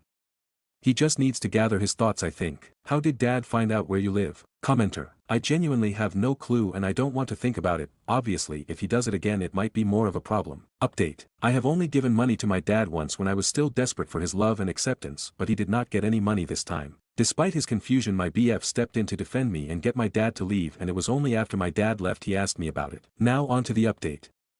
My boyfriend told me that all the sudden information along with the knowledge I hadn't told him the truth was very overwhelming and he just needed some space to not say the wrong thing.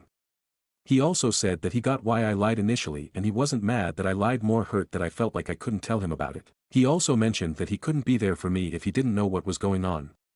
The conversation ended in tears and it is the most vulnerable I have been in front of someone. He was very understanding and we have decided to draw a line in the sand and start again, if that makes sense. I have also looked into therapy for my childhood trauma and all in all I am using this as an opportunity to better myself and heal fully. Thank you for all your kind comments. Stories number 12. Aita for refusing to take my daughter to her birthday party. My 33F daughter, Cleo, 5 years old, hates pink. She has disliked the color and almost everything to do with it since she was about 3 or so. She has one pink shirt she likes and one pink stuffed animal, and that's it. My father's partner, Prue, refuses to accept that Cleo doesn't like pink. Over the years, she's made several attempts to push the color onto her. Pretty much every gift she's ever given her was some shade of pink, no matter how many times I tell her to stop. She has tried to give me dozens of different reasons why I should encourage my daughter to try different shades. It clearly upsets Cleo, but Prue keeps doing it. About a week ago, my father invited me, my husband and our children for dinner at his place. He said he and Prue had a surprise for the kids. Right before we left home, my younger sister, who still lives with our father, texted me. She warned me that the surprise was actually a small birthday party Prue had planned for Cleo. That alone threw me off, because my daughter's birthday was in November. My father did miss her actual birthday party due to work, but still. Also, my son turns 9 in March, so I had figured his would be the next party we'd have. Then she sent me photos of how the place was decorated, and it very clearly wasn't actually meant for Cleo. Literally every piece of decor was pink. The tableware, the balloons, everything. She had gotten pink banners and glued pink foil fringe curtains on the doors. Even the cake was pink. I showed everything to my husband, and we agreed not to take the kids there. I texted my father the following: "Hey, sister, told me everything. We're not coming. We're taking the kids to McDonald's and telling them that was your surprise. You and Prue can come if you want, we're paying." We did exactly that. My father did show up, without Prue, but he was cold with us and left 20 minutes after arriving. Both him and Prue are pissed. My father is angry that my husband and I dismissed his partner's heartfelt gesture towards our daughter. Prue also told me that I'm the reason Cleo is restrictive. I also don't like pink, and I'm raising her to be an ungrateful, spoiled brat who is unwilling to compromise. To be honest, I get how I could be in the wrong here. But at the same time, this just felt like Prue trying to push something Cleo doesn't like onto her yet again. My sister and one of my brothers are on my side, though my sister did say I had been rude. My other brother is on the fence. Aita Reddit, my daughter doesn't know I dislike pink, nor would I care if she did like it. Some of OOP's comments. Commenter, NTA, you handled it well, and avoided the worst. You were not rude so much as clear that you would not let Prue manipulate you/your daughter. Your father is the weakest link here. He should be reeling in Prue's pink obsession, not encouraging it. Tell your father and Prue that there are things more important than the color pink in this world, and that if they cannot stop giving pink to your daughter, then they should stop giving, period. Reply, my father never understood I didn't like pink either. In his case, I think it was more of a memory thing. He had the habit of getting me the same essentials as my sister, who did like pink. He probably just doesn't care. Probably. He genuinely has an awful memory, and has since I was a kid, so I feel the need to give him the benefit of the doubt. Does Prue have kids? Prue doesn't have kids. She does have some experience with children, but mostly through mine and her friends. She has never babysat my kids, and I don't know whether she's ever been responsible for any other children. To another commenter, she has a goddaughter. My eldest brother has 2 children, but he doesn't have a lot of contact with Prue. Why brother isn't in contact with Prue? My brothers and I had a pretty big fight with our father a couple years ago.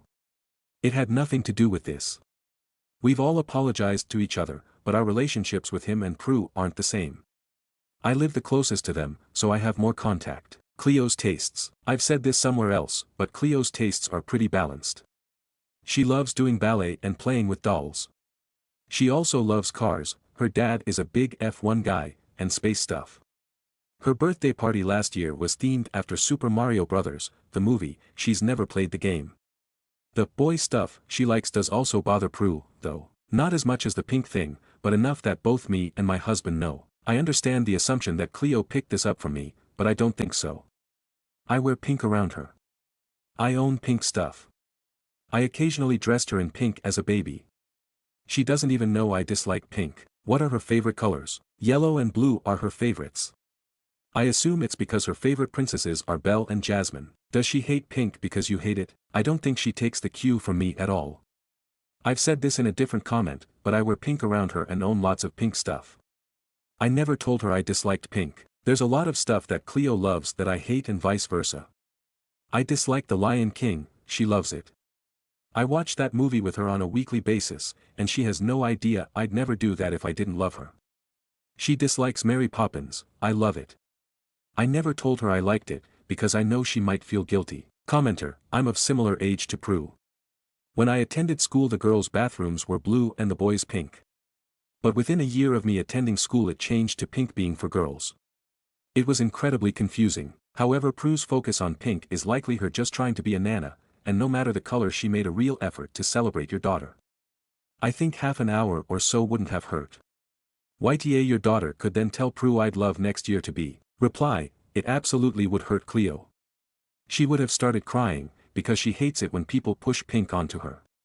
She has been frustrated with Prue's attempts to do that for a while now. Commenter, did you ask Cleo what she wanted to do? Reply, you mean did I ask her whether she wanted to attend a birthday party she wouldn't like 2 months after her actual birthday? No. She already gets upset that Prue ignores how much she hates pink. I didn't want to ruin my father's image too. Tons of commenters insisted that OOP must be telling or showing her daughter that she, OOP, hates pink. Quite frankly it was ridiculous, but I'm including 2 of OOP's comments. What actions would a 5-year-old read as, Mom hates pink? Is there an anti-pink gesture I'm doing subconsciously? Why is it so hard to believe my daughter simply dislikes a color? To another commenter, a lot of children hate colors. I had a similar aversion to green at her age. My mother still talks about how crazy I drove her. I have literally never said a word about hating pink to my daughter. Just wanted to include my favorite OOP comment. I sincerely believe many of you have never met any 5-year-olds. My daughter has already told Prue she hates pink. The whole point is that she keeps ignoring it. OOP is voted anti. OOP adds a clarifying post. Hey guys. I ended up leaving a lot of comments on my AITA post, many of which say the same things over and over. Because I don't think it will be easy to read them all, and because many of you were quick to make inaccurate assumptions about me and my family, I'm writing this to clarify some things. Cleo and Prue are both fake names. We're not American. Prue is 46 years old. I don't call her my stepmother because she's only 13 years older than me. Also, she's not married to my father, but they've been together for 12 years. I have nothing against her, we're just not close. Cleo's interests are pretty balanced. She likes princesses, cars, robots and dolls. She loves science and outer space. She does ballet and loves it too. She's the only girl in her ballet class who wears black. Her teacher calls her Black Swan. She's not a girly girl, but I wouldn't call her a tomboy either. She's just a kid who hates pink. Cleo's favorite colors are yellow and blue. Though I understand the assumption Cleo dislikes pink because of me, that's not the case. I hate pink, but I'm not disgusted by it. I wear pink clothing around my children. I occasionally dressed Cleo in pink as a baby. I own pink stuff and buy it for myself. My kids don't know I don't like pink. They've chosen pink gifts for me in the past. According to my son, I love all the colors. My father and Prue know it because I've disliked pink since long before I had children. There's plenty of stuff I hate that my kids like and vice versa.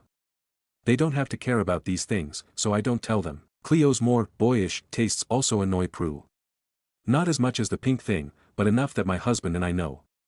Cleo's birthday party last November was themed after Super Mario Bros., and Prue actually asked me why I was allowing that. Cleo is open about hating pink. She has expressed that to Prue several times, specifically because she keeps pushing it. Both my kids are polite. Whenever Prue gives my daughter something pink, Cleo thanks her. She'll sometimes ask Prue if she can give her something yellow next time, and she doesn't act as excited as she gets when other people give her something she actually likes, but that's it. We let Cleo choose which of her gifts she wants to exchange.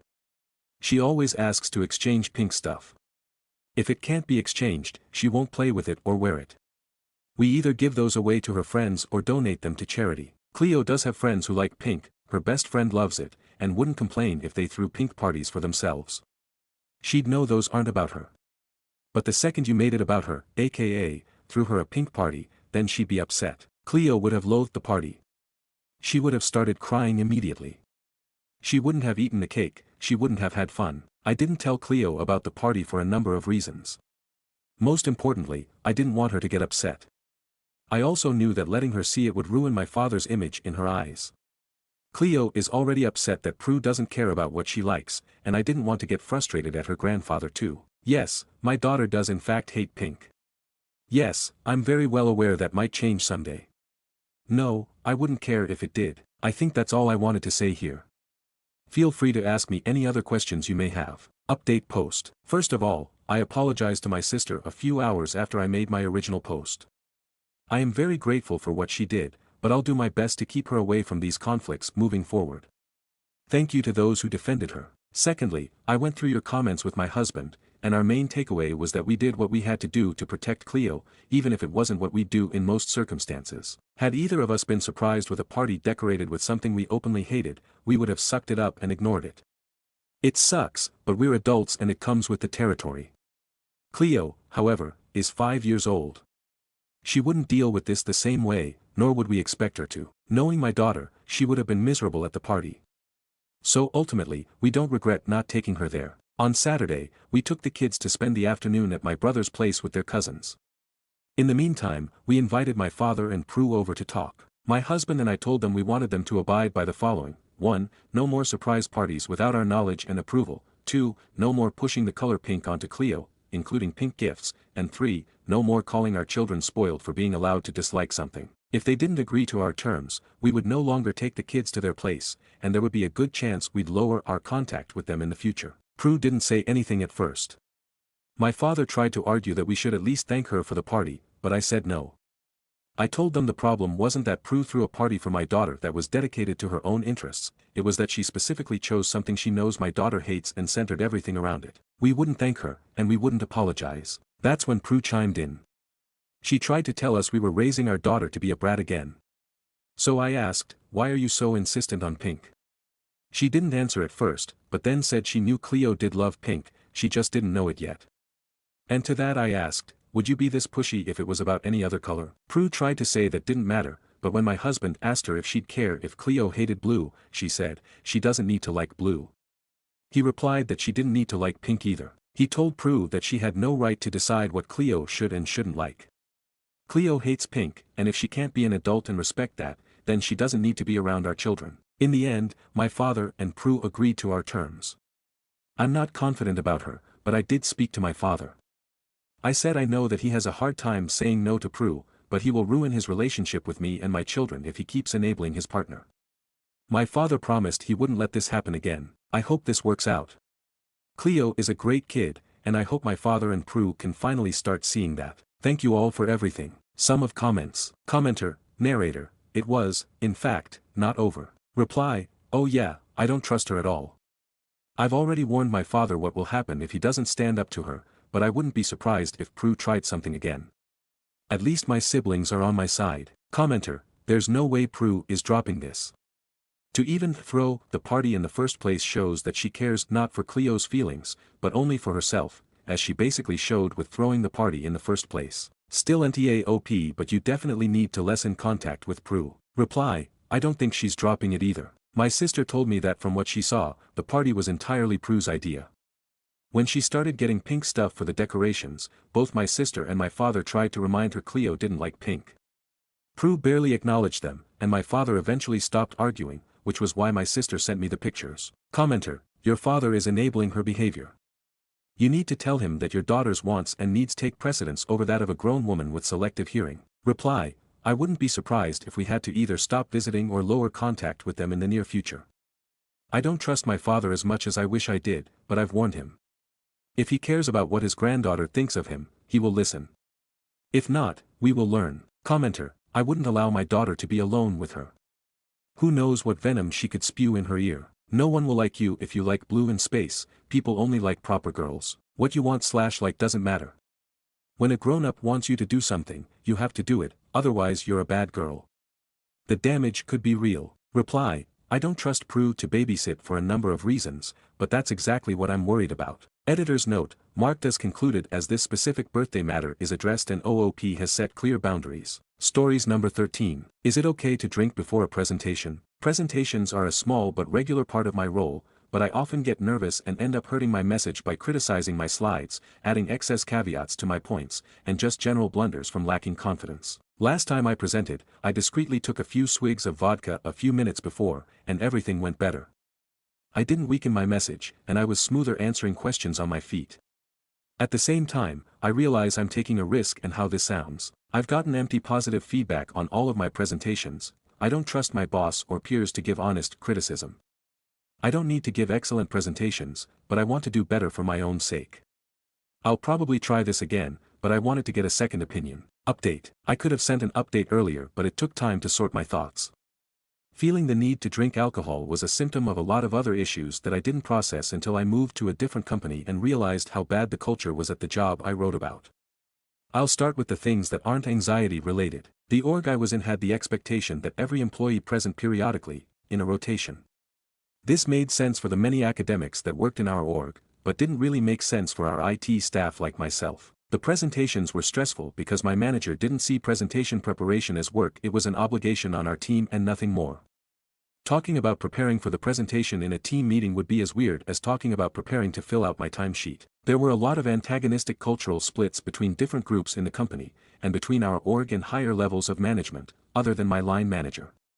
My team had a substantial rebellion culture that in retrospect was fairly petty. We entered the office through a section that was actively being renovated and closed off with tarp. We made fun of any email from other organizations or upper management. We replaced our uncomfortable desk chairs with chairs from a meeting room. My boss kept alcohol in his drawer to add to his soda on occasion, I think purely to be subversive. We were committed to our company's mission, but were convinced that upper management was out of touch and that our way was better. I think that cultural conditioning affected my decision. See, if I break the rules my presentation will be way better than normal. If my buzzed presentation was really any better, like you said, I can't assess that accurately, it was likely because I had something to prove. I do think presentation anxiety was a factor, and your response as well as the comments were helpful for helping me to reflect. I don't think public speaking anxiety was a specific issue, but there was a lot of anxiety over optics and how I would come across to people. In any case, I'm now in a different company with a better culture, and I've gotten rid of most of the damage to my normal meter. I've been anxious about the presentations I've had to give here, but it's a much more normal anxiety and I've had plenty of time to prepare and get feedback beforehand, which has helped a lot. Thank you and all of the wonderful commenters. Stories number 14. Got off work early today, opened the door to my apartment, walked down the hallway and found my wife and some dude I've never seen before, sitting on the couch watching TV. She says this is a coworker.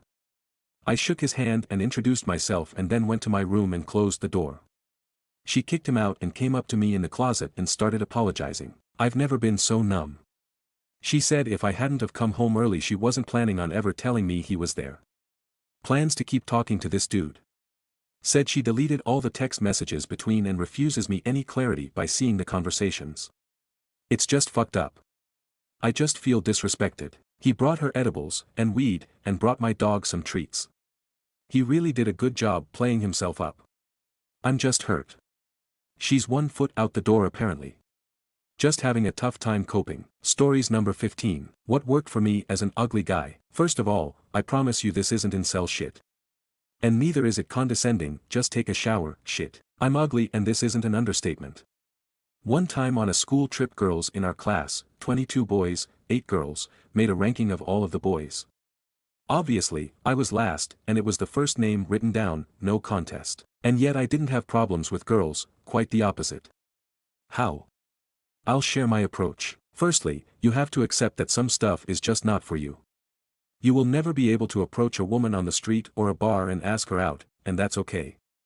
From her perspective, there is no reason to ever say yes, she doesn't know you, therefore the only metric she can judge you on is your presentation. That's not shallow or wrong, being nice won't cut it either.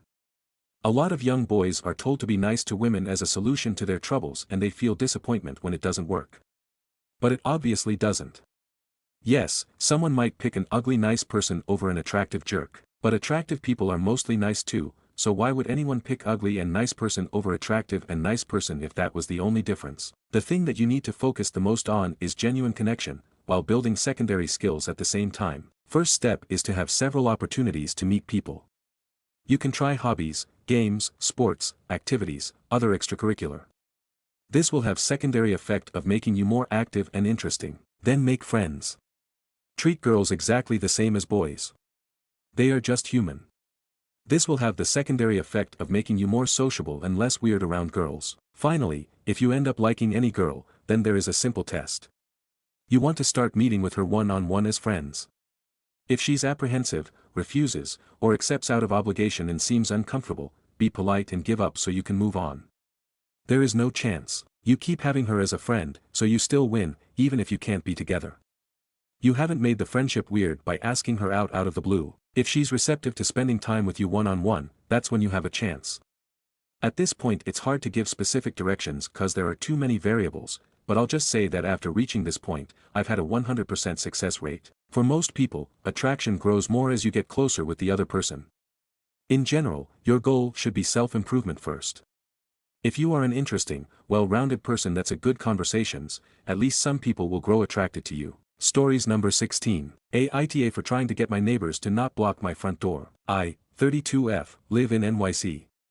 I recently moved into a small building, 3 stories, 6 apartments in total. My apartment is a ground floor unit. From move-in a neighbor, 40F and 40M, has been storing their large stroller in front of my front door, which poses problems every time I have to come and go from my apartment. It is also against fire code and explicitly forbidden in the building's leases.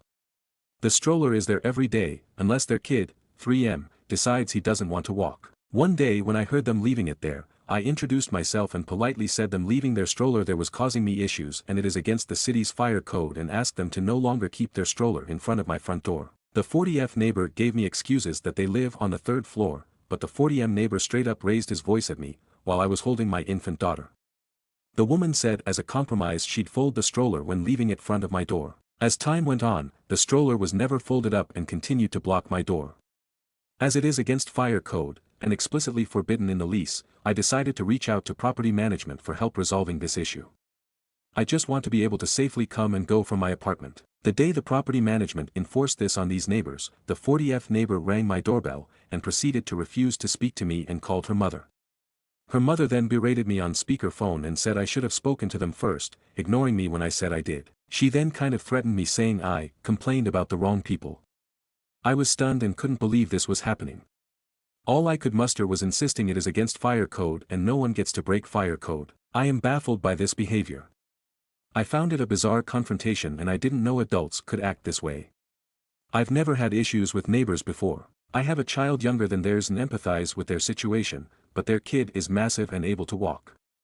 They could just have an umbrella stroller, like I do.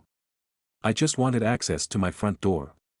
Aita. TLDR neighbor in small apartment building breaks fire code and blocks my front door and ignores polite personal request to stop. I take it up with building management. The neighbor initiated bizarre confrontation with her mother on speakerphone, making vague threats. Aita. Edit. I appreciate the outside perspective. I didn't think I was TA, but I do have hardcore people-pleasing tendencies and it was very clear my actions hurt people's feelings, and it gave me self-doubt. The reason I engaged with the mother on the phone at all is bizarre too, it's all just too weird and I'm reeling a little lol. The 40F neighbor has an unusual way of speaking, I haven't been able to work out if it is an accent or what. When she put the mother on speakerphone I had a sinking thought that maybe the 40F neighbor is deaf and needs someone to talk for her and I felt bad that maybe I'd made a deaf person feel victimized when they can't speak up for themselves. But like she clearly wasn't deaf, her mother was just on speakerphone with no video and she had zero issues following the conversation. Apart from this incident and the other shitty neighbor stuff this woman and her man have pulled, they seem like normal functional adults. The man does not have an unusual way of speaking. I don't think her unusual way of speaking is really a factor in whether I'm TA, and I have been so eager to be polite and respectful.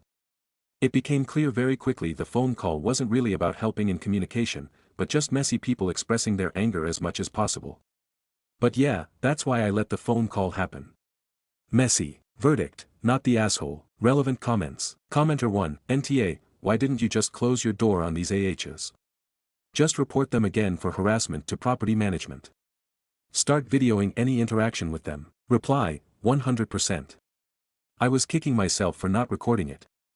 It wasn't a long interaction, but it went on too long. I kept hoping I could make it rational. I'd recommend to anyone recording interactions if you think it might get pear-shaped. Commenter 2, LOL. I'm sorry honey. I'm not laughing at you or an obviously frustrating situation. But the neighbor came to the door to have her mother confront you by phone.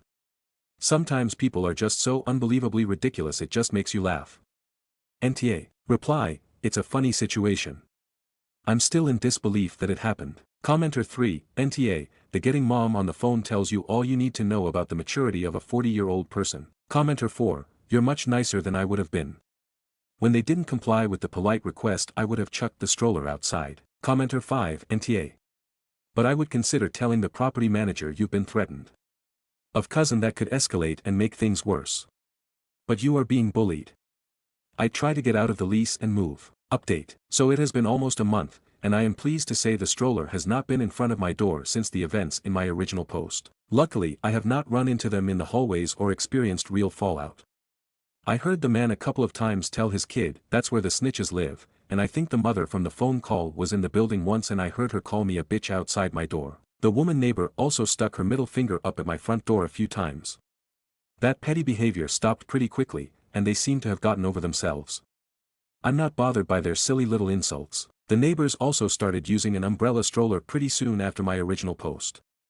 I'm glad they finally have taken responsibility for their own belongings and used a little bit of troubleshooting to work their problems out. I didn't end up putting up a video doorbell as commenters suggested on the original post. I don't think I had to, as it turns out.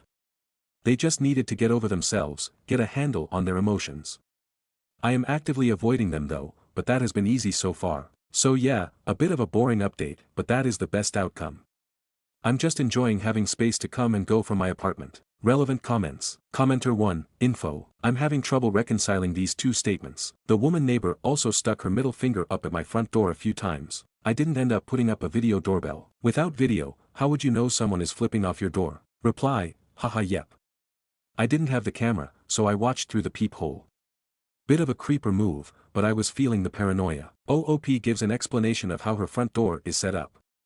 Did she had to push THS stroller out of the way to get to the door? Reply, yes, I couldn't stand in front of where my lock is and unlock my door with moving it. I have my own stroller, and I couldn't get in or out of my door with my stroller without moving theirs. My door opens into my apartment, so the door could swing open and shut, but I couldn't come and go without their stroller being in the way. Commenter 2, I'm just going to say from experience with jerk neighbors, don't expect the peace to last. People like that tend to fall back into their old patterns. At least it's quiet for now. Hopefully, it lasts for you. Commenter 3, you are not a snitch. NTA. You talk to them first and ask them to move it. It's not snitching when it comes to safety. You have a small child and so do they, and it seems you are the only adult amid this situation. They were not respecting the boundaries set by your apartment nor the one you redrew by asking them to not park there. They didn't even respect the promise they made. Commenter 4, I would still put up a video doorbell as soon as possible. Your neighbors are definitely assholes and you never know how long they'll hold a grudge. Stories number 17. My GF says it's okay to talk to guys that approach her on vacation. My girlfriend, 32F, is going to Bali with one of her female's best friends, who is single. I, 32M, asked her what her approach would be if some guys came to hit on them, given that her friend is single but she is not.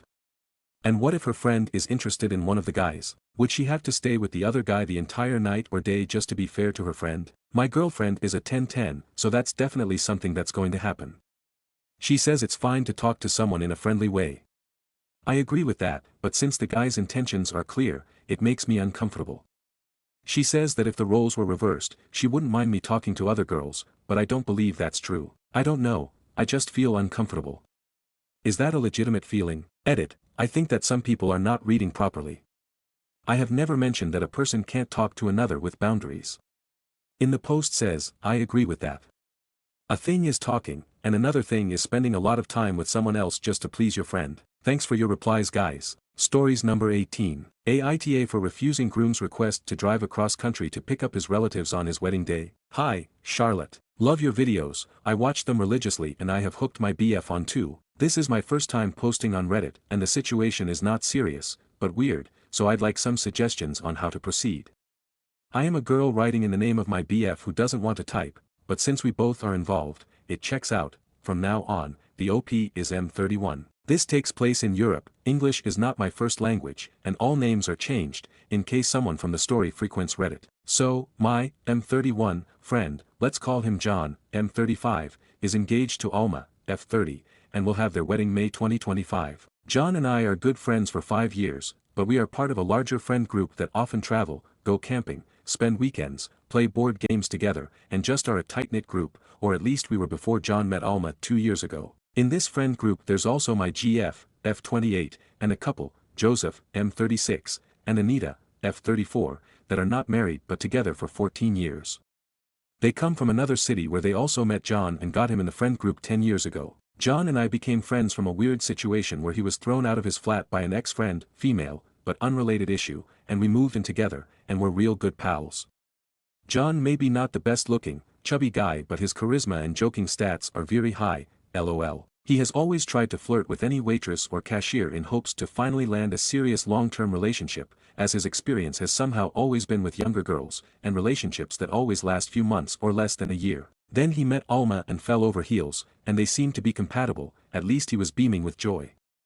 However, we soon found out in a party when Alma went to bed, John in a drunk state confessed that Alma doesn't like Anita, because the friendly relationship she and John had was suspicious to her. We all know that's unreasonable since they are platonic friends for a decade and we all in this friend group are loyal to our other halves. After this we started to meet John and Alma rarer than our distant family members, only for the big celebrations, like Christmas and our annual camping and boating trips that are an integral part of our friendship. For any other event John is invited we are always met with a decline, too tired, too busy, need to do something for Alma's family, and again, too tired. He never calls or texts either. It's come to be so bad we just stopped inviting him, and we feel bad about it. However, he only reaches out if he needs something, a favor of some sort, get some stuff from our jobs for free, drop something off, etc. Currently, John and Alma live in a flat in the same building as Joseph and Anita, and even then, they are too tired to get in the elevator. We miss our friend and would help him when necessary, but at this point, the lack of communication and the rise in requests just make me feel used. On to the situation at hand. Last week John visited Joseph and Anita unannounced to talk about the wedding, asking them to help.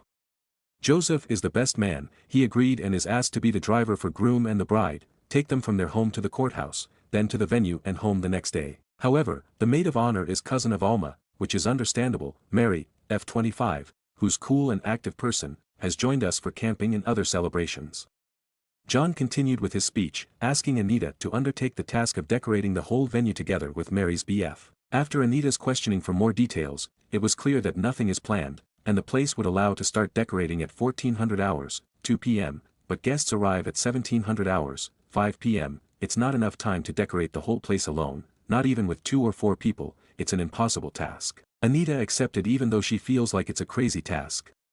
And from that conversation they understood from John that he believes that during Christmas party we had, alcohol was heavily included. I have accepted to drive halfway across the country on the wedding day to pick up 4 of his relatives and drive back, 2h one way. Also, my car wouldn't be suitable as it's a 4-seater including the driver.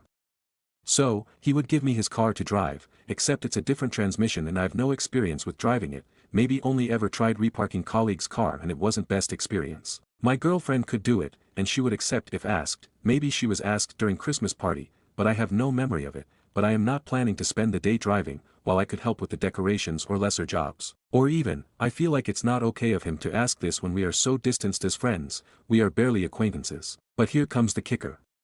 There is no wedding party, and the invitations are not yet sent, so no guest really knows the real date, time, or place. And John hasn't even reached out to me personally in any way, hasn't told directly of his plans for me or my GF in this all. All the information laid in the previous paragraph was a retold from Anita. And now I'm dreading the moment when John appears by my doorstep with this, and me denying his requests will set him off as he has seemed tense and tired of wedding planning, if you can call it that. Also, feels like there's going to be an update in the next 2 weeks, since his birthday is coming up and Anita believes he will want to talk then, which, again, probably will include alcohol and bad decisions. So, please suggest on how to better deal with John's request and Aita for considering denying his request in driving across the country to pick up his relatives while the rest of the wedding planning is in shambles. Top comments. Commenter 1. You and your girlfriend need to have a very important unavoidable thing that might materialize around the date of the wedding making you unsuitable to rely on as anything but a guest. Commenter 2. Don't go to birthday party. If he reaches out to you, while sober, just tell him no at. You don't have to provide reason. Commenter 3. NTA. Remember, no is a complete sentence. However, you might want to let him know soon so he can find another sucker to do it instead of you. Perhaps just text him that you aren't able to pick up his relatives on the day of the wedding. Update. It's been a week since the original post, and the update is, he's visiting tomorrow after work, as he offered it when I met him in the grocery store yesterday. He asked how it's going and I told him truthfully, see point 4 below. I was hoping, and was right, he wouldn't start the whole conversation in the store. And so, he kindly asked if he could visit tomorrow to deliver the wedding invitations by hand and stuff, but didn't specify, so I am afraid what the stuff is, possibly the talk about chores he wants us to do. Meanwhile, I thought I'd make an edit/update, not sure how really Reddit works with this, hope I don't mess it up. For those wondering, we were close friends back in the day.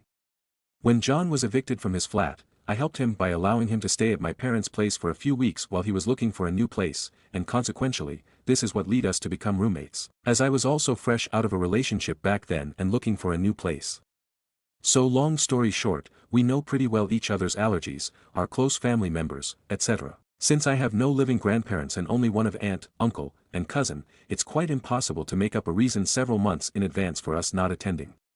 Culturally speaking, we don't have such big family gatherings unless there's a wedding or a funeral. Regards the time spent while driving, this is Europe and it's a small country. It literally takes 7 to 8 hours to cross the whole country, so casual, Sunday drivers, I even walk to my work as it's so close, like me are not used to driving such distances. Also, no other guest would be traveling as much as I would that day by going back and forth. I appreciate all the comments from the friendly Americans. However, this topic is 50/50ths of question of principle and the normality of driving long distances in our country. 4. As for not going to his birthday party, we for sure will not, as life happens. To preface, last year we booked a vacation to Spain for February with Joseph and Anita and another couple, flight and apartments are paid already. But at the New York party, my GF had an ACL tear and has now a scheduled operation for end of February. I know it sounds weird going on a trip right before the operation, but the other option is to lose all of the spent money, as I would not go as well to support her if she chose not to go. The operation itself costs 2 monthly wages, and it takes a toll on our mental health to figure out our financial situation. Additionally, GF's grandma was brought to hospital and has been in intensive care for more than a week, so it hasn't been easy.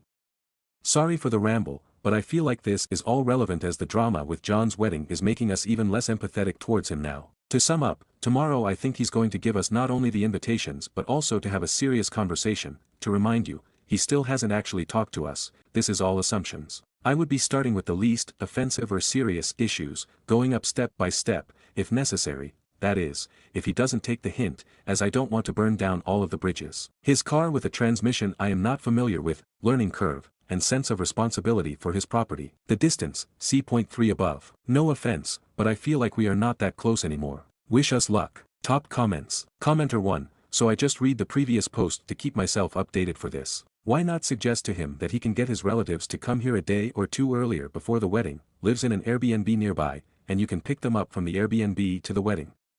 It's his responsibility to communicate with his relative, so let him handle that. You can tell him you didn't initially expect it to be such a long drive and you're not familiar with the roads nor his car. You're uncomfortable to handle this due to safety and responsibility for the relatives as well. You also had a lot of things going on in life right now on your girlfriend's side of the family, so the stress isn't helping either. You are not in the state to help out in long drive. You can offer short distance ride, but long distance across the country is risky and you're not taking that risk. Maybe he can ask someone else to deliver them. He could also talk to his relative and ask them to arrange their own transport and then stay overnight before the wedding. Be like, no offense, but I don't want to bite more than I can chew. Is a subtle way of saying, no, I don't want to do it and would appreciate if you don't force me into it. Commenter 2, even if you were close, the driving cross country to pick people up is a tremendous ask. Just tell him no. Something I want to know is why Alma asked Anita to help her with the wedding when she doesn't even like her, and why did Anita agree? And why is Joseph the best man when John and Alma have been staying away from your group and doesn't bother to visit John and Alma even though they live in the same building? Just because you were close in the past, it doesn't mean you owe them free labor now. Just say no. The others should as well. Stories number 19. Ida, I got a warning at work because I tried to catch the person who kept stealing my lunch and it turned out to be my manager. She got a reaction and had to go to the hospital. I work at a family-owned company and I'm also pregnant. I have been having issues with someone stealing my lunch. In the beginning, it wasn't as oft. I just chalked it up to it being an honest mistake. Someone could have confused my lunch with theirs. But no, it just continued happening more and more. I started putting my name on it, writing passive-aggressive notes on it, but that didn't help. I would still find my lunchbox empty, sometimes they would just have a few bites and leave the rest. Even my half-drunk drinks were finished off. They were relentless and it would happen a couple of times a week. I was at my wit's end because 1. I'm extra hungry because of the pregnancy too. I am on a really tight budget, so I can't even afford to replace the food, meaning I have to work on an empty stomach for my whole shift, and this completely enraged me. I even cried a couple of times in the bathroom because of this. It didn't happen to just me, but it felt like I was targeted a lot for some reason. I made a decoy lunch which I put a shitload of cayenne pepper because that's the worst thing I had in my cabinet and I didn't want to hurt them. I don't like spicy food, so I never really use it. I took the food to work the following day and put it in the fridge, but it was still there at the end of my shift, so I took it home and brought it back the next day. Sure enough, it was stolen, and an hour-ish later, there was some commotion. The manager was sick and stuck in the toilet for a while, her throat swelled up, she even had to go to the hospital. Turns out she had an allergic reaction. When she came back, she blamed me because she obviously knew exactly whose food she ate, and I told her that it's her own fault for stealing other people's food. Even after telling my side of the story to her boss, I got a verbal warning and apparently I got off lightly. Nothing happened to the manager. I don't get how I'm the bad guy for messing with my own food, but a literal thief gets away with stealing. Stories number 20. Aita for telling my husband it's too late to save our marriage. My husband and I met 5 years ago. He lost his first wife the previous year and he was struggling with his 2 kids who were 4 and 2 then. Currently they're 9 and 7. It wasn't the parenting he was struggling with, but he admitted he was lonely and missed having someone there. We dated casually for a few months and then more seriously. I was introduced to his kids after we'd been serious for 7 months and things were going well there. When his first wife's family learned I was around the kids, there were some rumbles. My husband told me it would blow over and it was difficult for them to hear the kids were bonding with another woman. It wasn't until after we got married 2 years ago when I started to feel like it wasn't going to blow over. The kids were acting out with me far more. We didn't have any real issues before. Sure, they were kids and didn't always listen, but it felt pretty evenly dispersed between my husband and myself when it came to not listening. But it was clear after a point that it was now happening to me far more than my husband. Things were only really starting to get more noticeable to me when I learned I was pregnant. My husband was thrilled, but the kids were not. Everyone told me it would take a while for them to get used to another baby joining the family. To give it time. My husband and I talked about my concerns and he told me he'd be on the lookout for anything, but he didn't. He was dismissive the next time I brought the topic up. Then he started dropping the rope and expecting me to do more. The kids saw their mom's family once every 2 weeks. My husband used to drop them off, but then he expected me to do it and I was met with a very icy reception and hostile remarks if I asked the kids to be careful or anything like that. I told my husband and he shrugged it off. The kids started saying the whole "you're not our mom" thing to me. They told me I couldn't tell them what to do. My husband heard them say it and he'd say nothing, and when I did they got more angry. One time while I was pregnant I asked if they'd carry their dirty dishes so I could wash up and they said no and they didn't have to listen to me. I told them I was the adult in charge, so they did, and it was a simple request and one I knew they were capable of. They told me their real mom's family said they didn't have to and that I was a stupid bitch who was trying to take them away. I tried to sit down and explain I didn't want to take them away from anyone or upset anyone, but I was another person who loved them. But the kids stormed off in a tantrum. My husband didn't care when I told him about it. When our son was born it didn't get any better. I told him we needed marriage therapy and family counseling and he needed to hear me or our marriage wouldn't survive it. But he didn't make the time for it. He told me things would get better once the kids settled. He was still leaving it all up to me, and anytime I called the grandparents to come and pick them up because I couldn't drop them off, it was like I was their enemy. The kids behaved even worse after visiting them. I was told by a friend who had lost a parent young and gained a step-parent afterward that intervening myself would just make them resent me more and would likely end any chance to improve the relationship.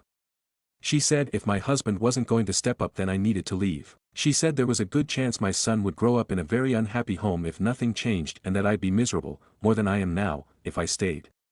I tried to make it work. I tried to have another talk with my stepkids. I tried to insist on marriage counseling again. I got nowhere and it was still getting worse. To add to it, the kids reject their baby brother. There was no magical baby winning them over like others had mentioned, not that I really believed in that, but I wanted to think it could happen. I also wanted to believe things could get better. But without my husband on side, I know it won't. I reached the end of the line after Christmas and I packed up mine and my son's things and went to my parents' house. I filed for divorce the next day. My husband didn't seem to believe I'd follow through with it, but after a couple of weeks he started saying all the right things and promising he'd do better. I told him he was too late with all of that. He said we built a family and the kids couldn't lose another mom. Even his parents, who were never paid much attention to me, reached out and told me I couldn't do this to the kids and we needed to make it work. That it's never too late when kids are involved. Aita. Stories number 21. My roommate expects me to let her be a som. Now we're about to be evicted. Advice needed. Hi everyone. I really need advice on how to get out of this lease without it being on my record. I have a roommate that has 2 kids but doesn't pay rent. If you'd like, I've posted in the past about some incidents with my roommate, but now things have gotten worse. December 31st, 2024. I asked her early morning would she have anything to send me for rent, and she said, no, I'm going to see if my FAFSA will come through. The next morning, just to double check, I asked, hey, do you have anything to put towards rent?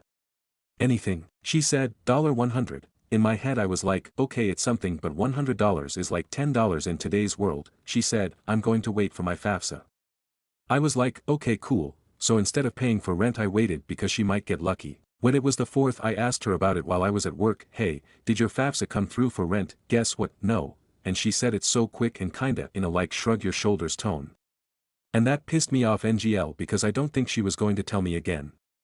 So I just paid the rent before it accumulated. When I got home we spoke and she told me she's not going to have anything towards rent until our lease is up. It's over in June. Tuesday, we had snow day and I stayed home from work, paid time off. Around 1300 or 1400 our power went out and I thought it was because of the snow, but no. The bill wasn't paid. Since I'm not primarily a C, I don't get the notification informing me when it's due. I honestly forgot this bill existed because I don't ever get a notification or I don't have a date it comes out. I'm a very organized and put together person. I like my ducks in a row and a schedule for what I'm doing, and it really shocked me to see this has not been paid in a while. But they shut off our power but told us if we put $100 toward it they'll cut it back on. I have $100 but my bank account is low now because I've been saving her ass time and time again. This is not what I signed up for. I understand life happens and sometimes it takes a while to get back up, although I need for you to be responsible. I feel like I'm working so hard just to come home to a negative, tense, and emotional environment. The only reason I feel taken advantage of is because I've saved our asses time and time again. I feel like a safety net. She doesn't communicate she won't have rent at all. I find out by looking at the portal or verbally asking her. Anyone would know when they don't have money for their bills. Now I have nothing because of the simple lack of communication. The delay of telling me what's going on. If she would have been like, hey, I'm going to be late on rent. Do you mind covering it and I'll pay you back? I'd be cool with that, but now it's to the point where she expects me to pay in full because she doesn't have it. January 29th or 30th, I told her I will not be paying another month of rent. She gets her taxes mid-February with 2 dependents. I told her she can cover February, March, and April. If not, I'm just waiting for the eviction and I'll look for another apartment when we receive our date. After this I will be going no contact with my sister and I'll just have to see my niece and nephew when my mom babysits. Stories number 22. AIO, Schizo brother said he is engaged to a stranger, so I reached out to her to let her know. My mom is mad at me. Brother is paranoid schizophrenic. I am not comfortable around him and don't trust him alone with my dogs. He does not have a violent history or history of weapon use. He has been detained for having episodes before, mental health hold type. He is an alcoholic. He goes on and off his meds. He is homeless and transient, or lives a nomad lifestyle. It's a whole other thing, but yes, we've provided housing to him as a family and are always available to help, but he chooses this lifestyle due to his illness. He is obsessed with religion, obsessed with, in a scared of it way, children being kidnapped/sexually assaulted, etc. Our Christmas cards from him were ramblings about children being kidnapped.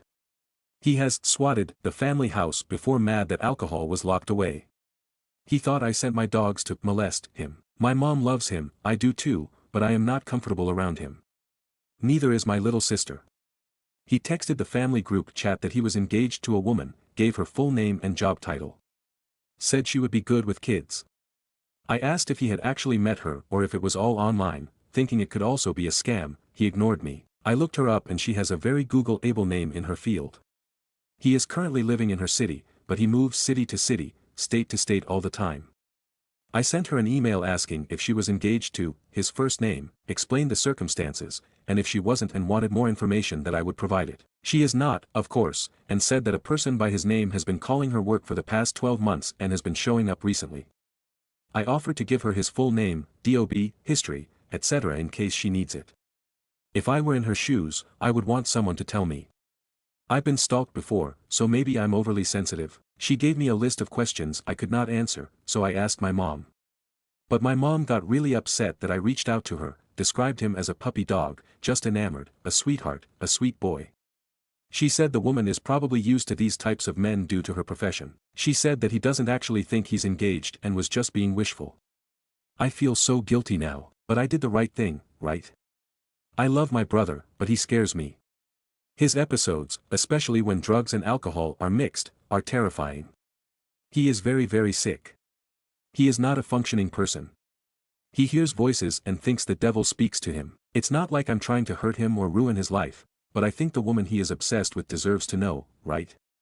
Am I overreacting? I gave her information so she can make a report if it progresses or if she feels threatened.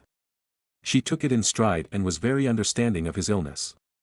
Maybe I projected my own fear onto the situation. I feel so bad now. Stories number 23. To Aita for wanting a divorce my husband doesn't want and risking his relationship with our child. My previous post was about wanting a divorce from my husband who refused to help around the house our whole marriage. Once said he'd eat off paper plates / fast food so that I wouldn't have to worry about his dishes. He reluctantly helped for a week after realizing I was serious about leaving if things didn't change, but not without throwing it in my face each time with comments like, "Hope this is enough. Hope breaking my back is enough." So mentioned divorce and he said it was all or nothing when it came to our child. I hoped for change for years, begged, thought it would get better with time, age, etc. I mentioned in the comments of that post that there was infidelity on his side, years ago, before we had our child, and I tried to forgive and move on. Doing all the work myself, going to counseling and him refusing counseling. He said childhood trauma and counseling as a child and not being helped by the therapists was his reasoning for not going to marriage counseling or couples therapy. I read books, listened to podcasts, etc. He did nothing, and every conversation around the infidelity resulted in me consoling him and trying to make him feel better about what he did, so after some time I didn't even bother mentioning my own feelings. An update: we are separating and I will be moving back to the States with our child, 14 months old, where I will have much more support. We are currently stationed overseas. I offered to go to therapy and do couples counseling but he didn't want to. So that's that. Still currently living together during the process to actually get to leave, so you all can imagine what kind of treatment and comments I'm getting about breaking up our family and taking our child away from him. At peace with my decision though. Stories number 24. I, 23M, am madly in love with my best friend, 23F. So I've been best friends with this girl, Amanda, for my entire life. We were neighbors and our moms were very close. We've both been through the same struggles, single moms, bullying throughout school. She is my closest friend and she means the world to me. When we were both 20, our moms kicked us out of our houses. I guess they thought we should grow up, whatever they meant by that. We ended up finding a place to live together, and have been living together for 3 years now. We graduated college last year and now have decent paying jobs. I've always had a crush on her, but never acted upon it in fear of ruining our friendship. I've had a couple of GFs, but I never really saw a future with any of them. I guess I was with them just to say that I was in a relationship. She on the other hand just got out of a relationship. She was with him for 4 years. He cheated on her and left her for some other girl I don't know. We've both been single for 10 months. I really want to tell her I love her, but I'm also scared as shit that if she doesn't reciprocate the same feelings, our friendship will be ruined. Remember, we live together, so it would just add to the awkwardness. What should I do? TLDR, madly in love with my best friend. Don't know how to tell her. Comment, tell her. You're not being a good friend by carrying a torch for her. Maybe she feels the same. Maybe she doesn't. But you don't want to be her friend, you want to be her lover. And until you get a yes or a no, you can't move on with your own life. It may mean that you'll need to move out, but that will happen anyway at some point. Embrace your inner Shia and just do it. Edit. As for how to approach it, just sit her down and say something like, I hope this isn't too awkward, but I've actually had a crush on you for a while now. I didn't want to say anything before while you were in a relationship, but since we've both been single the feeling has really grown. What would you think about being more than friends? Link. Update. So after reading through the comments and doing some thinking by myself, I decided to tell her. I told her about this yesterday morning. Amanda was sitting in the living room watching TV and I sat right beside her. I turned off the TV and said we needed to talk. I started talking nonsense for a couple of minutes and she asked what the hell I was talking about. Finally I got right down to it. I straight up told her I was in love with her. I went on about how much I loved her and how I know her better than anyone else. At this point, I started crying. Maybe it was the fact that I was pouring my heart out to her, but it happened. After I finished talking, she sat there and was silent for damn near a minute. I immediately thought the worst, she didn't love me back. Out of nowhere she says, "Fuck, I've been waiting for you to tell me this." This seriously caught me off guard. I wasn't expecting this at all. Apparently she felt the same way I felt about her. She said she always liked me as a friend, but living together made her like me more than just a friend. I told her that we should give this a shot, since we both feel the same way. She agreed, and now we're officially a couple. To cement that, she took my hand and led me to the bedroom. What happened next was the loudest, greatest, most passionate sex I've ever had. TLDR, told Amanda I'm in love with her, she feels the same way. We're a couple now. Stories number 25. I finally got her to shut her mouth. This is a repost of a deleted post. This is not my story. Aita for asking my daughter to be quiet. My 53M kid, 12F, is very talkative. It's to the point where it's a problem. She's autistic and talks a lot about her interests, and it doesn't matter where she is, she always finds a way to talk about them. I have to admit it's a little embarrassing for me because I can't get her to stop, so everyone is stuck listening to her. Yesterday my co-workers, boss, and I decided to have a team bonding event and brought our kids. We ended up going to the aquarium, which unfortunately set my daughter off because she loves fish. The whole time she was telling everyone about the fish, and while they looked like they were fine, I know they were wishing she would be quiet. At one point I had had enough and pulled her aside and asked her to please stop talking. I told her she was embarrassing me and nobody actually wanted to hear what she was saying. I felt bad saying it, but I had to be blunt to make sure she understood it. She refused to talk the rest of the time we were there. Later my boss pulled me aside and asked why my daughter was quiet for the rest of the day, and I told him that I finally got her to shut her mouth. My boss got mad and said that I was an to her and that he enjoyed hearing her talk about the fish and giving everyone fish facts. Several co-workers agreed with him after hearing us talk and said I was a bad father and crushed her spirit. They ended up buying some stuffed fish from the aquarium and telling that despite what I said they would love to hear more info on fish the next time they see her. She is fine now but is avoiding me and keeps apologizing for being embarrassing. My wife is now harping on me because she also thinks I was in the wrong. And my daughter won't say it, but I think she feels the same too. Was I the asshole? Relevant comments from OP, who has since deleted their ACCT. I'm not, I just was worried everyone else was getting annoyed because she was talking so much. I didn't mean to hurt her, but she has to learn to consider that others might not care for what she's talking about. I just know usually people don't like it. I was trying to protect her as well. The world is a hurtful place and I'd rather she learn early on that not everyone will appreciate her talking about her interests all the time. Stories number 26. Aita for telling my brother's girlfriend that she's weird as fuck. I, F19, and my twin brother have what I would consider a normal brother-sister relationship. We both still live at home with our parents.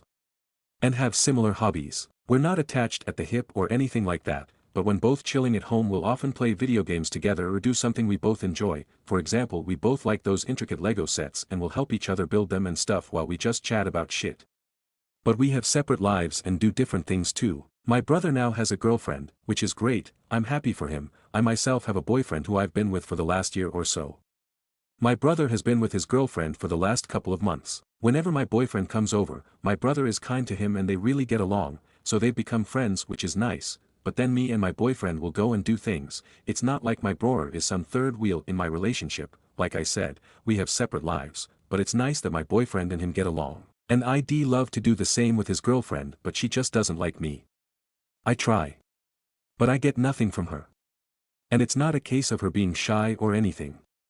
There's tension there for some reason, I can feel it, though I try to push it aside and be nice to her. It's very clear she has no interest in being my friend or even talking to me. She turned up at our house yesterday. My brother wasn't actually expecting her or anything, but he invited her in. We were in the middle of a game thing that wouldn't take much longer, so he said, "I'll just finish this with, sis, and then we can go chill or do something." She rolled her eyes slightly and sat down on the sofa next to him in the living room while we finished up doing this two-player thing. When we were done, like not even 10 minutes later, he handed me the other controller and she side-eyed me and said, "Finally." So I just decided to say something. I'll literally write how the conversation went. Me, do you have some kind of problem with me? Her, no. Me, seems like you do. Why did you side-eye then? And why are you always so weird with me? Her, you two are always together.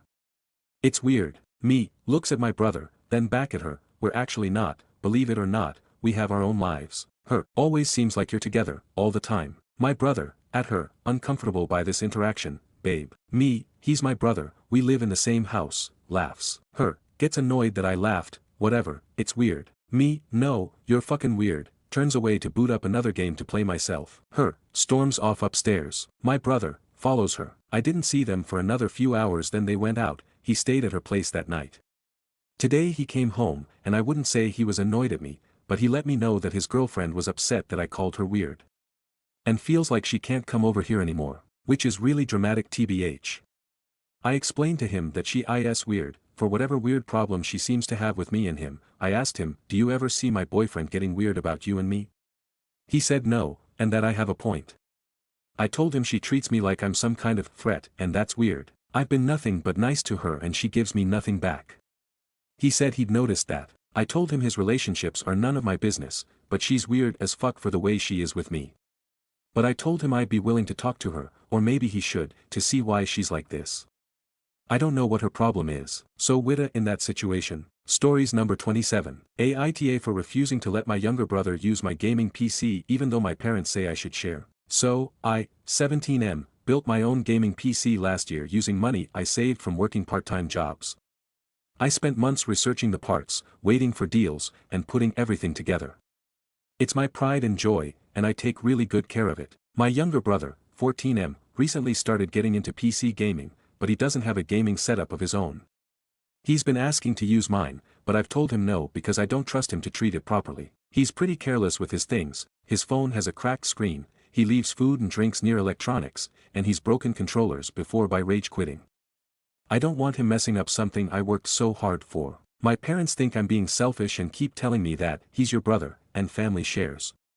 They even threaten to limit my PC time if I don't let him use it. I argued that it's my property, not theirs, and that I wouldn't even have it if I hadn't worked for it myself. They think I'm overreacting and that I should be a good big brother. Now my brother is upset, and my parents are annoyed at me. Aita for standing my ground and refusing to share my PC. Stories number 28. I met a fabulous girl at the club last month and I never would have expected this outcome. Onions, light tears. TLDR, never thought I would find potential love again. Went to the club, met a fabulous girl, hit it off greatly and her family loves me. I'm 25. All my life I never been on a single date until I was 21. I never been in a relationship until I was 23, which lasted 4-ish months. But during those 4 months my life felt so great. Everything was perfect, my friend group, my career, my GF, my social life, everything. It was a feeling in my life that I never had before. However, it all came crashing down when she wanted to split. I lost my friend group, the social life of always having something fun to do, and who I thought would be the one. It was a feeling that I have been trying to chase for almost 2 years. I thought I would never be lucky again and often pondered how I even got into a relationship. Seriously, I found myself going back to my childhood town more often, 1.5 hours, and spending time with my core friends. They would go out often and I would join. I will admit it was quite fun being tipsy and dancing. I oftentimes would dance with a few girls and even get #S, but it would never amount to anything. Until one particular night. I wasn't even supposed to go out. I came home for a family emergency on a Friday, it was settled and my buddy invited me to grab a drink. It was still super early, but I wanted to check out my favorite club when it was 30 to 40% occupied, as I often complained about capacity. The music was great. Next thing you know, my buddy is buying us shots. Enough to get tipsy. 2 more of his friends join and we were having a blast. I eventually wanted to venture out to dance with a girl or maybe get us a group going. Next thing I remember was seeing a very cute girl and I approached, extended my hand, and we were dancing. Soon enough my buddies left us and 3 to 4 hours has passed by. We danced and eventually sat down and talked. I thought she was super cute and she thought I was handsome. We exchanged numbers and I straight asked if I could take her on a date Sunday and she agreed. Next day, Saturday, she told me she was out again with her friends and wanted to see me. I obliged and the same thing happened. Sunday we went out our date and got Italian food and walked around downtown. I worked from my parents' home on Monday and saw her one last time before heading back to my current town. Next weekend I came down again and we went on 3 more dates, none of which involved the clubs or alcohol for that matter. I still haven't processed this as it's only been a month. But we gone on more dates and are exclusive. We have the same values, we both ain't picky eaters and have the same humor and likes. What's even crazier is that I met her family last week as they invited me over for dinner and movie night. It's moving quite fast, which makes it feel unreal. We got breakfast one morning and went for a hike. Her mom texted her to let us know how happy she was for us and thanked me for treating her well. It doesn't feel real. Stories number 29. My so seems to take pride and enjoyment in pooping and farting. What's up with that? I'm kind of embarrassed to ask, but here we go. So, I've dated a few guys before, but my current so is obsessed with farting and pooping. Not in a joking way, he genuinely seems to enjoy it. He announces when he's about to fart or poop, makes weirdly satisfied noises when he farts, and will say things like, "Oh, that was a good one." He also gets excited when he has to poop, saying things like, "Nothing gives you a better feeling than pooping when you really need to poop." He poops multiple times a day, and each session can last anywhere from 20 minutes to over an hour. I've warned him about hemorrhoids, but he insists he's never had a problem. At first, I just brushed it off as, whatever, he just likes to poop and fart, but lately, it started to annoy me. I'm not exaggerating when I say it feels like he farts every 5 minutes, okay, maybe a little exaggeration, but it's constant, and always loud. Thankfully, it rarely smells. But when he poops, it's impossible to go in or near the toilet. And he's proud of it. He'll step out of the bathroom and say something like, "Oh, that was a good one, I'm so proud of it." I'm pretty sure he's lactose intolerant, and I've mentioned it, but he refuses to change anything because he's been enjoying this since he was a kid. He also tries to involve me in it, encouraging me to fart, asking if I pooped when I come out of the bathroom, and even praising me like, "Oh, good job," before proceeding to ask me for details. Now, I don't want to tell him to stop because he clearly enjoys this, and I like to think that he does it mostly around me because he feels comfortable. He's otherwise a very clean man, and the toilet is always spotless after he's done. But I can't help but wonder, is this normal? Are most men like this? Please tell me. Stories number 30. It's mind-boggling how the importance of RSVPs gets lost on people. Rude guests. Like bro. So y'all were actively looking for your names knowing full well they weren't even submitted and now you're all shocked Pikachu when you can't find it. Edit, these were out-of-town guests. And I'm not talking an hour or two of driving out of town. More like 2-hour flight / 10+ hour drive several states over out of town. When the coordinator told me the names, I legit was like who? They weren't even on the invite list. Not that they were unwanted, they could have easily been added / included had I known. Just a testament to the cluelessness of it all. In hindsight we were relieved because there were a good amount of flakes / no-shows so they filled some slots.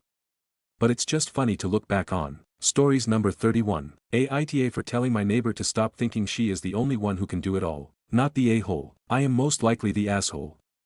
But parents who think that they are the only ones who can keep the world going tend to drive me crazy. A little background.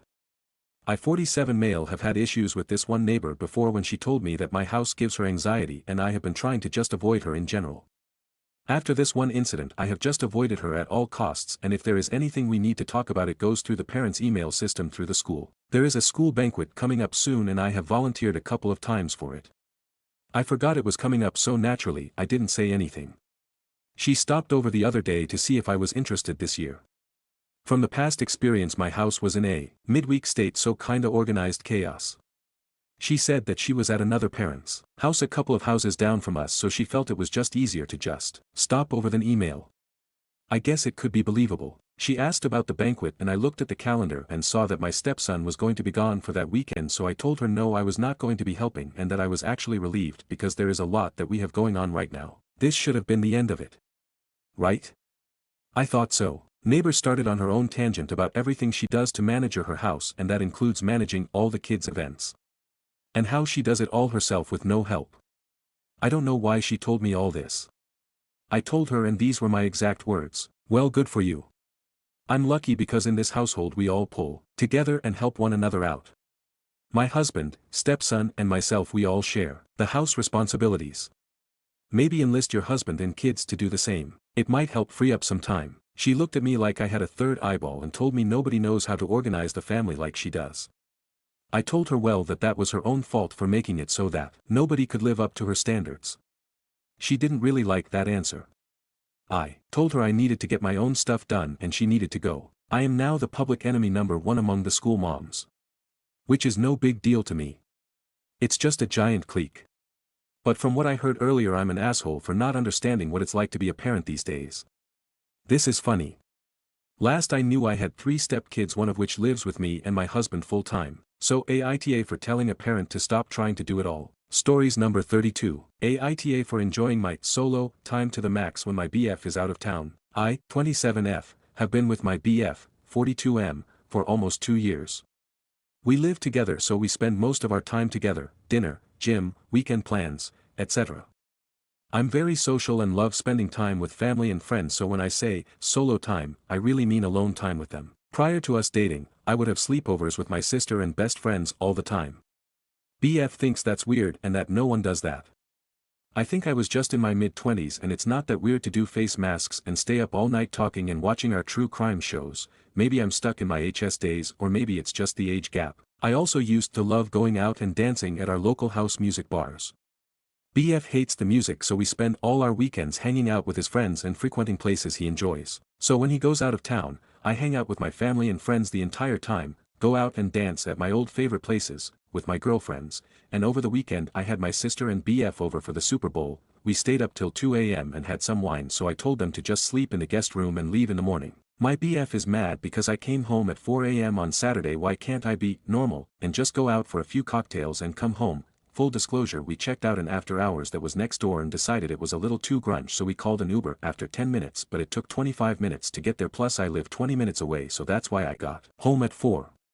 Then he is mad I had my sister and her BF stay over and that it's absolutely absurd that I was up at 2 a.m., which 90% of the time I am in bed with him by 9 p.m. So to me, who cares if I stayed up till 2 a.m. or 7 a.m. It's not an all the time thing at all. I apologized for having my sister and BF stay over because he said it's weird that I had another man stay over while he was away.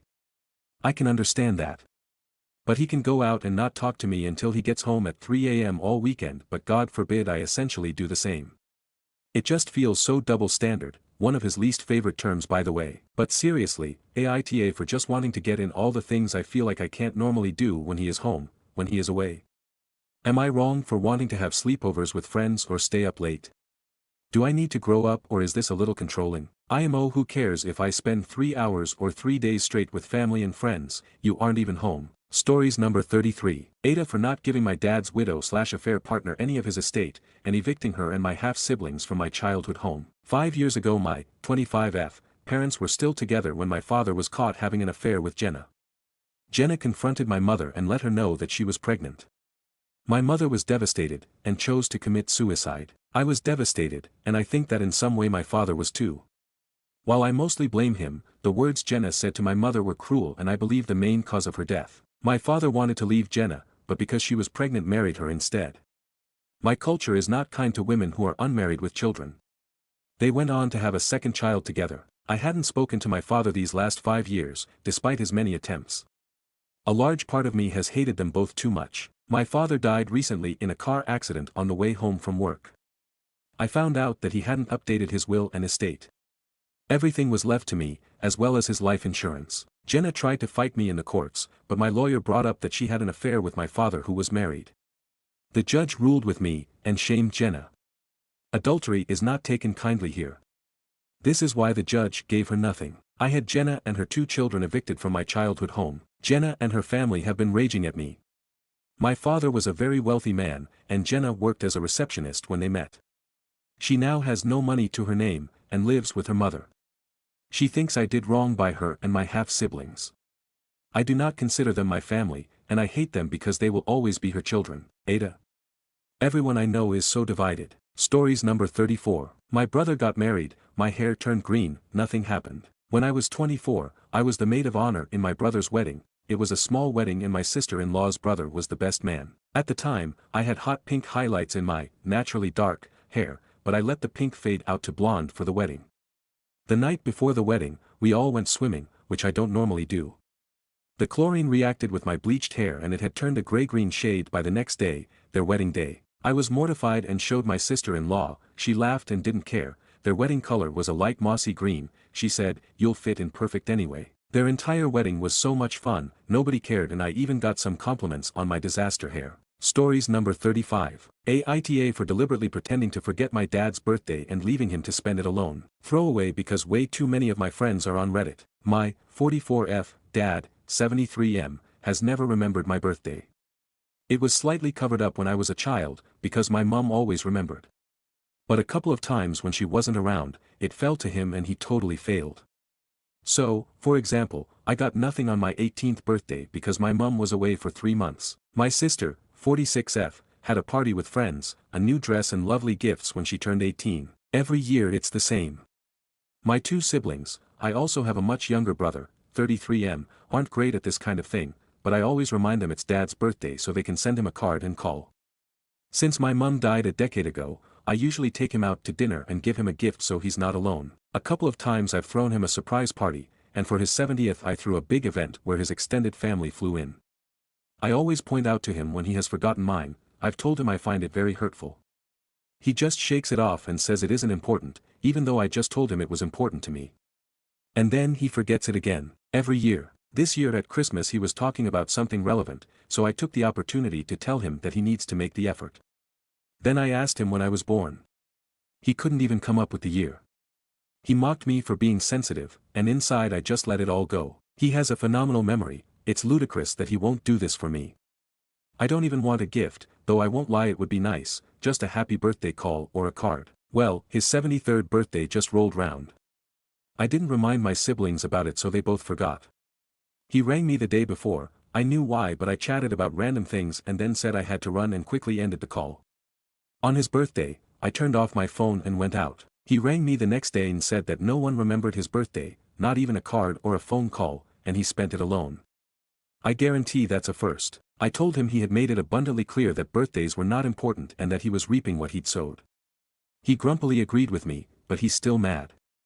I'm sorry his feeling got hurt, because I do love him, but I think this is the way it's going to be from now on. Unless he steps up and gets me flowers, a kitten and some Turkish delight for my 45th, in which case we're all good. Just FYI, I don't neglect him. I order his groceries every week and bring him round to dinner every Monday. And this is a blind spot for him. He's honestly a nice man, and can be very generous when it occurs to him. Stories number 36. Aita for leaving my own birthday dinner because my girlfriend turned it into a proposal for herself. I, 28M, had my birthday dinner last weekend, and my girlfriend, Sarah, 27F, offered to plan it.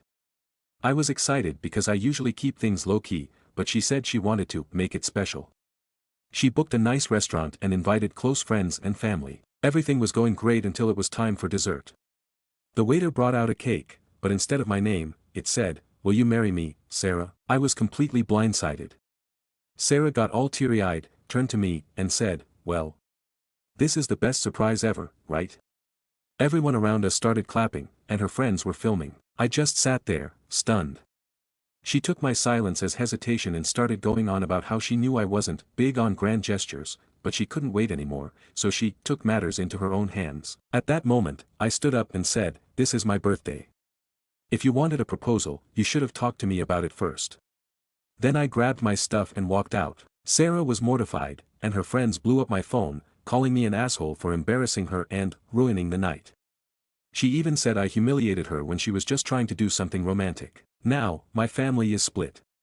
Some say I should have just gone along with it for the night, while others think she crossed a major boundary. So, Aita for leaving my own birthday dinner because my girlfriend hijacked it for a proposal. Stories number 37. Aita for kicking out my guests for being entitled and expecting me to chauffeur them around. So I live in the UAE and two friends of mine from Europe that I've known since high school asked me if they can come over for a week to go sightseeing Dubai and Abu Dhabi, and I've said sure, I got a spare room, you can stay there and I'll take extra days off to take you to Dubai and do tourist stuff. Ever since they've got here they have complained about cats. They know and very aware of it that I rescue cats and I have 6 of them. They keep complaining about cat hair and we can't sit in the living room because of them, so they just keep hiding in the guest room, asking me to drive them around the city after my work, and I work a lot, so they can take photos and I can wait for them. Going through my wife makeup and stuff, she keeps this in the guest room on a makeup table. Keep in mind guest room is like 25 sqm, so there is plenty of space everywhere, and using her stuff without asking, Dyson stuff and few other things. They were strictly informed not to open the windows in their room if the cats are inside. They keep opening the windows and not caring if the cats go in and out. First night I told them the air mattress is maybe leaking air, so they need to let me know in the morning so I can buy another one. Complained in the morning that air mattress is shit and they couldn't sleep on it at all. Immediately ordered one and they kept nagging if I ordered. Me coming back from work at 11:30 p.m. after long day on meetings and whatnot, they coming out of room and asking what's for dinner, and much more. I've told them that they are taking advantage of me trying to be a helpful guy, but there is a limit of their whining and told them to get out and find a hotel. Stories number 38. Aita for laughing my ass off at my sister's reply to my parents sending her diet pill recommendations. My 19F parents are estranged to a certain degree from all 4 of their kids, which besides me are 30M, 28F, 25F. This is in response to my 25-year-old sister, we'll call her Melissa, not her real name though, responding to my parents' text. So PCOS runs in our family. My mom knows this, as many women from her side have had struggles with fertility, insulin resistance, or even just hair growth, like for me, in areas where women typically don't grow hair. My mom and our dad would constantly criticize us for having oily hair. Another symptom of PCOS, high T, can cause excess oil production, as well as struggles with sugar cravings and weight. They kicked my sister off their health insurance when she was my age, saying she can work part-time and pay for college and food medical as long as she worked smart and was humble. But she eventually got into real estate and did pretty well for herself, enough to get good doctors. I mention this because before getting a doctor who understood, she'd respond to the insecurities my parents imposed about her weight, where they'd pinch her fat, by her aspirational sizes that didn't fit her, and tell her to always eat a quarter of any portion of what she's given at the most, no matter what, was to basically not eat. When she'd get lightheaded, my mom would tell her to drink water to fill her stomach instead of eating lunch. So despite PCOS, she did become very thin because again, she was maybe eating 3 crackers and a bite of cheese for breakfast and lunch and would skip dinner. She finally began gaining weight and is now at a healthy weight without needing to break her spirit and energy to maintain it. But she recently made the mistake of friending my parents on Facebook, and they decided that she's the type who gains weight in her stomach first, meaning even healthy weight. She's 5 feet 6 inches and 120 pounds, makes her look obese. So my dad reached out to her, exchanged pleasantries, and then sent her a few diet pill recommendations he said she can get at Walmart. Minutes pass and she sends back a link to a nursing home. It has 2.3 stars on Google, and on Yelp it's even lower, even though if you calculate the not recommended reviews it would be even lower, so they must pay Yelp to make them look better. It's the worst rated in our area. My parents were in an uproar and my mom tearfully said she was just concerned about my sister's health. But I started laughing hysterically and said it was objectively funny, but don't think Melissa would pay for a nursing home. My mom then tried to make it about me lacking accountability for my own weight. Aita. Now they're blocked by Melissa.